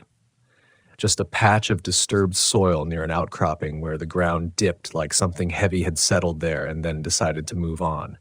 I told myself the mountain took him. Exposure. A fall. Animals. I signed the report. I transferred districts 2 months later. That's how I ended up at Elk Basin Station. The first time I saw it, it was standing in the tree line at dusk, watching the building. An elk. Huge. Old. Its body was scarred in a way that made my chest tighten, deep healed grooves along its flanks like something had tried to open it once and failed. Its antlers were asymmetrical, one side heavy and branching, the other gnarled and broken like it had been burned. But that wasn't what made me stop breathing. It had no eyes. Not damaged. Not missing. Just smooth where they should have been, as if the skull had grown without them. Pale skin stretched over the sockets, faintly translucent in the fading light. It turned its head toward me anyway. I told myself it could smell me. Elk rely on scent, sound, instinct. I repeated that like a prayer while my hand trembled on the radio mic. The elk took one step closer, then another. Dry grass whispered under its hooves. I heard its breathing, slow, wet, deliberate, too close, too aware. I shouted. A sharp, commanding bark I'd used on bears and trespassers alike. It didn't flinch. It stood there until the sun slid fully behind the ridge and the basin filled with shadow. Then it turned, unhurried, and walked back into the trees. Branches parted for it like they knew the shape of its body. I spent that night awake, telling myself I'd imagined the eyes, telling myself altitude sickness could cause visual distortion, telling myself anything that kept my hands from shaking. The next morning, there were hoof prints around the station, not circling, not wandering, standing, pressed into the dirt inches from the walls, the windows, the door, as if it had been there all night, listening.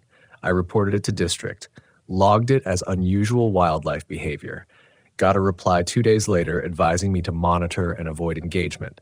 The second time it came back, it was closer. I was inside the station filing reports when the smell hit me.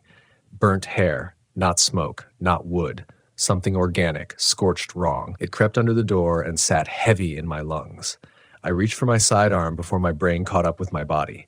That's when I heard it breathing on the other side of the wall. Not sniffing, not huffing, breathing. In and out. Slow, patient. The metal siding vibrated faintly with each exhale, like a giant chest rising and falling inches from my face. I could feel it through the floor, a low-frequency hum that settled into my bones. I whispered hello, I don't know why. The breathing stopped. Then came the sound of hooves stepping back. 1, 2, 3. Silence. I waited an hour before opening the door. The elk stood at the edge of the clearing, facing away from me. Its back was wrong, arched unnaturally, vertebrae pronounced like something inside it was pushing outward. Flies clustered around its neck despite the cold. When it turned its head, I saw something I still can't explain. Its mouth was open, not chewing, not panting. Open, as if it were listening with it. A thin string of saliva hung from its jaw, trembling in the wind. I could smell decay now, layered beneath the burnt scent, old blood, wet fur, earth that had been turned too many times. It stood there for a long time. Then, without warning, it let out a sound. It wasn't an elk call. It wasn't any animal I knew. It was layered. Multiple tones at once, like several throats trying to speak through one mouth. The sound crawled over my skin and slid into my ears, vibrating behind my eyes.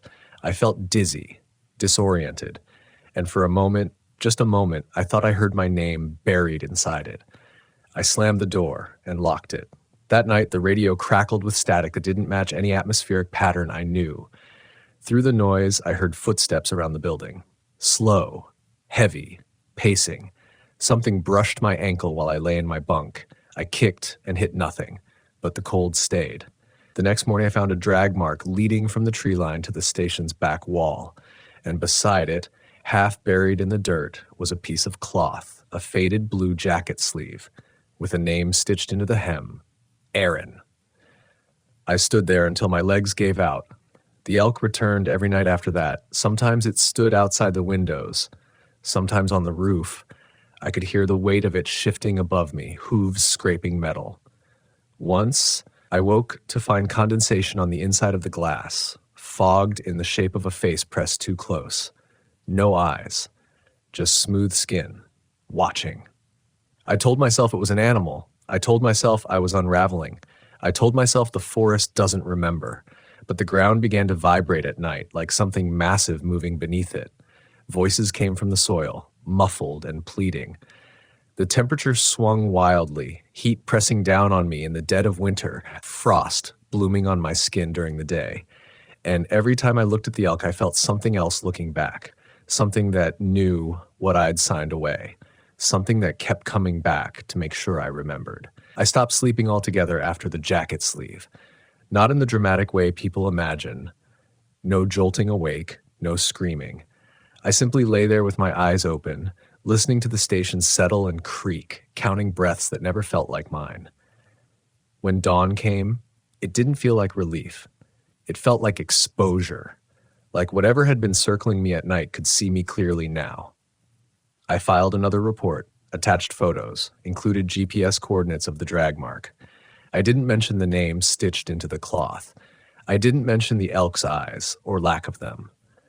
I wrote possible scavenger activity and unconfirmed wildlife presence. District responded with a single sentence.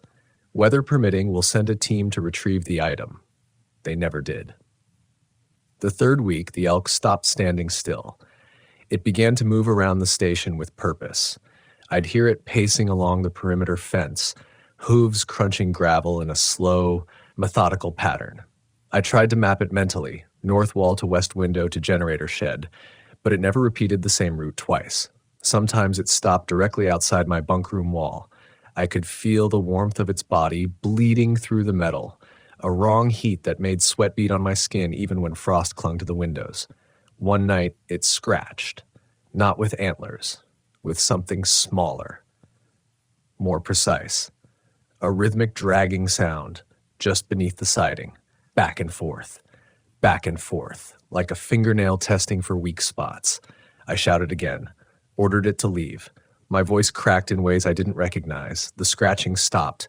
Then came a new sound, a voice, low, strained, close enough that I could feel it in my chest rather than hear it in my ears.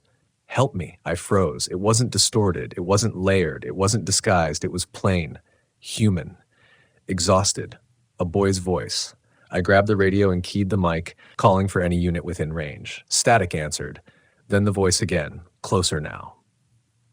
Please. I opened the door. The clearing was empty. No elk, no tracks, no movement. But the smell was overwhelming. Wet fur and iron, rotten smoke tangled together until my eyes watered. The radio crackled behind me, and for a moment I thought I heard my own voice coming back through it, delayed and warped. I didn't close the door fast enough. Something brushed past me. Not the weight of an elk. Lighter, narrower. I felt it skim my shoulder, cold and slick, leaving behind a pressure like a fingerprint pressed into muscle. I stumbled back inside and slammed the door, heart hammering so hard I thought it might tear loose. I didn't report that. I started patrolling farther from the station during the day, pushing myself into the backcountry like distance might dilute whatever was happening. I told myself I was searching for the boy, for remains, for proof that could ground this in something physical. The forest didn't cooperate. I found places that didn't belong. Clearings where the trees bent inward as if leaning to listen. Patches of soil that felt spongy underfoot, vibrating faintly when I stood still. Once, I followed a set of human footprints that ended abruptly at the mouth of a narrow ravine. No scuffle, no slide, just stopped. When I looked down, I saw antler marks gouged into the rock. Deep, deliberate. That night, the elk stood directly in front of the station door. I could see it through the peephole. Its massive head lowered, antlers framing the view like a cathedral arch. Its mouth hung open again, wider this time, jaw unhinged just enough to show teeth that didn't match. Too many. Too sharp. Behind them, something pale shifted. I backed away slowly, every instinct screaming not to turn my back on it. The floor vibrated beneath my boots. The walls hummed. I felt a pressure building behind my eyes like altitude sickness turned inside out. The elk tilted its head, and then it spoke, not with the boy's voice, with mine. It said my name the way I used to say it in reports. Flat, professional, certain. I collapsed against the far wall, hands over my ears, but the sound wasn't coming from outside anymore. It was inside the station, inside my head. I tasted blood and realized I'd bitten through my lip. The voice changed, became older, hoarser. My fault, it said, the words I'd never written. The elk stepped back. I heard its hooves retreating, slower than before, dragging slightly as if burdened. When I finally forced myself to look again, it was gone. The door was scratched, not clawed, written. Lines carved deep into the metal, forming shapes that made my stomach drop. Names, dates, initials, some crossed out, some circled. One name wasn't, Aaron Pike. Below it, in smaller letters, almost careful, still out there. I vomited until there was nothing left. The next morning, a helicopter passed overhead without slowing. I tried to hail it. The radio died mid-transmission, cutting off my own voice like something had reached in and pinched the line closed. I made the decision then. There was an old mine in the basin, abandoned decades ago, sealed on paper but never properly filled. Locals avoided it, so did rangers. Too many collapses, too many missing animals. The drag marks I'd been finding all pointed that direction. I told myself I was going to end this, confront it, document it, put something in writing that couldn't be ignored. I packed light, camera, sidearm, extra batteries, rope. As I left the station, I felt a weight lift, like stepping out from under a held breath. The forest was quiet in a way that felt expectant rather than peaceful. No birds, no wind, just my boots crunching through frost. Halfway there, I smelled the burnt hair again, stronger now. The mine entrance yawned open at the base of a shale slope, timber supports blackened and splintered as if exposed to intense heat long ago. The air pouring out of it was warm, humid, wrong for the season. I hesitated. Then I heard breathing from inside. Slow, familiar. Not the elk's, mine. The sound of my own breathing coming from the dark should have stopped me. It didn't. I told myself it was echo. Mines do that. Throw sound back at you, distorted, delayed, sometimes clean enough to fool the ear. I said the words out loud as I stepped past the rotting timbers and into the earth, my headlamp carving a narrow tunnel through dust and drifting motes that looked too much like ash. The temperature dropped 10 degrees in 3 steps. Not gradually. Not naturally. Cold slammed into me like a wall, tight and suffocating, pressing against my chest until my breath came shallow and sharp. The warm air from outside vanished the moment the light left the entrance, replaced by something damp and mineral heavy, layered with rot and iron and the faint, unmistakable sweetness of decay. The mine floor vibrated under my boots. Not constantly. In pulses. I paused, crouched, pressed my gloved hand to the ground. The vibration wasn't mechanical. It wasn't collapse or groundwater or shifting stone. It had rhythm. A slow, patient thrum that reminded me of a heartbeat heard through too many layers of flesh. The tunnel sloped downward, splitting after 20 yards. One branch collapsed in on itself. Shale and timber fused together like they'd been melted rather than fallen. The other opened wider, the supports intact but warped, blackened in places as if exposed to flame. Antler marks scored the walls. I followed them. The deeper I went, the worse the smell became. Wet fur, old blood, something acrid that burned the back of my throat and made my eyes sting. My headlamp flickered once, twice, then steadied. I checked the battery anyway, hands shaking too badly to make it smooth. That's when I heard footsteps behind me. Not hooves. Boots. Measured, familiar. The sound of someone trained to move quietly underground. I spun, light sweeping the tunnel. Empty. The footsteps continued. I backed up slowly, heart pounding, sweeping the beam again and again, but the tunnel remained empty. The sound stayed exactly 6 steps behind me, matching my pace perfectly. When I stopped, it stopped. When I whispered hello, something whispered it back, closer.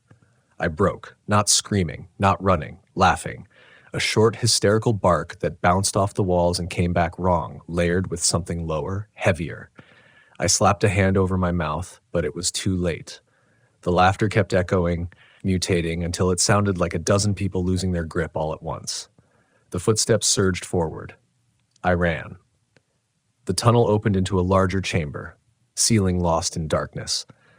Old mining equipment lay scattered and half-buried, rusted beyond recognition. In the center of the space was a pit, not a collapse, a shaft, perfectly round, its edges worn smooth as if something had passed through it over and over again. Warm air rose from it, carrying the smell of the station, oil, paper, old coffee, layered over the rot. Voices drifted up, not screaming, talking, low conversational murmurs that made my skin crawl because of how normal they sounded. I recognized tones, cadence, the clipped efficiency of rangers giving directions, the weary drawl of locals reporting livestock loss, the calm reassurance I used to give families when we still pretended hope was reasonable.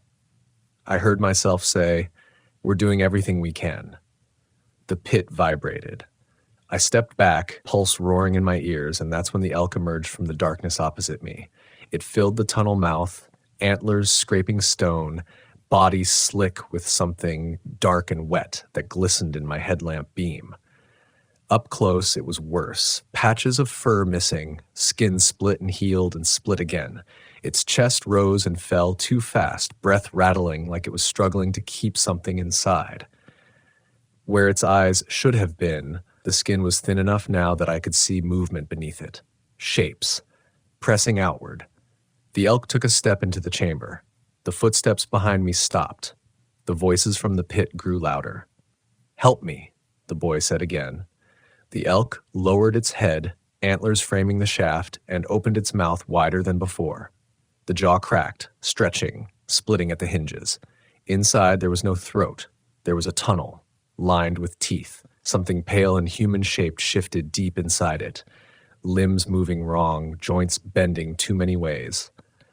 I caught glimpses of clothing embedded in flesh, fabric fused to muscle like it had been growing there for years. Faces surfaced briefly, stretched thin and screaming silently before being pulled back. Aaron's face wasn't among them. I don't know why that broke me more. The elk stepped closer. The ground shook. From the pit, hands began to emerge, not clawing, reaching. Fingertips scraped stone, nails worn to nothing. Arms followed, elbows bending backwards, skin gray and swollen as if soaked too long in cold water. They weren't trying to climb out.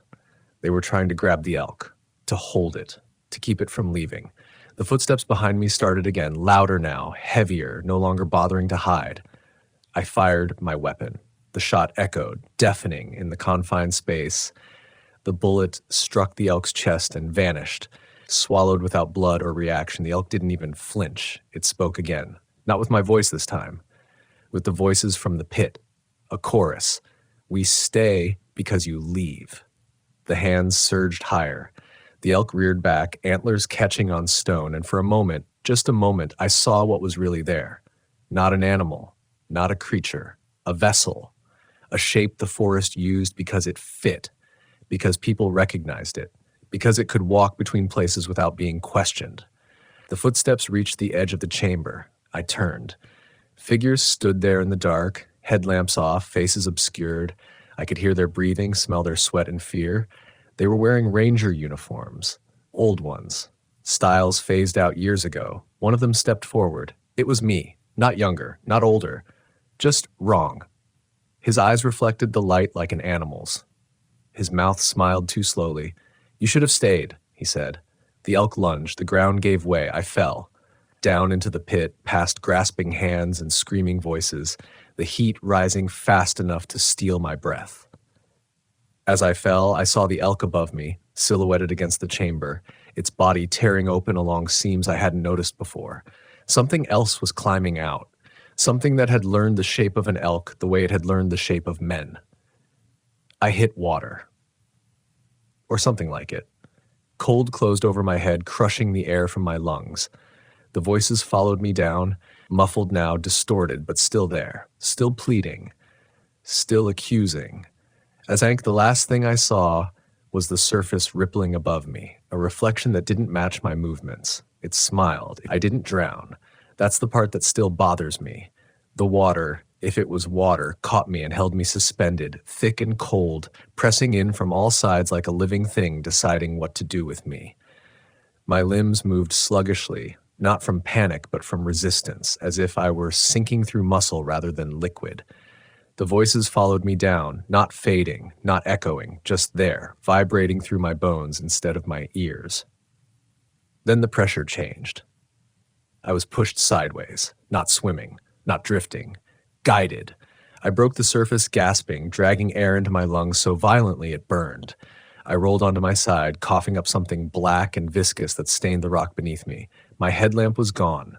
My weapon was gone. My radio, gone. I lay in total darkness, listening to my own heartbeat thunder in my skull, waiting for hands to grab me again. None did. When my vision adjusted, I realized I wasn't in the mine anymore.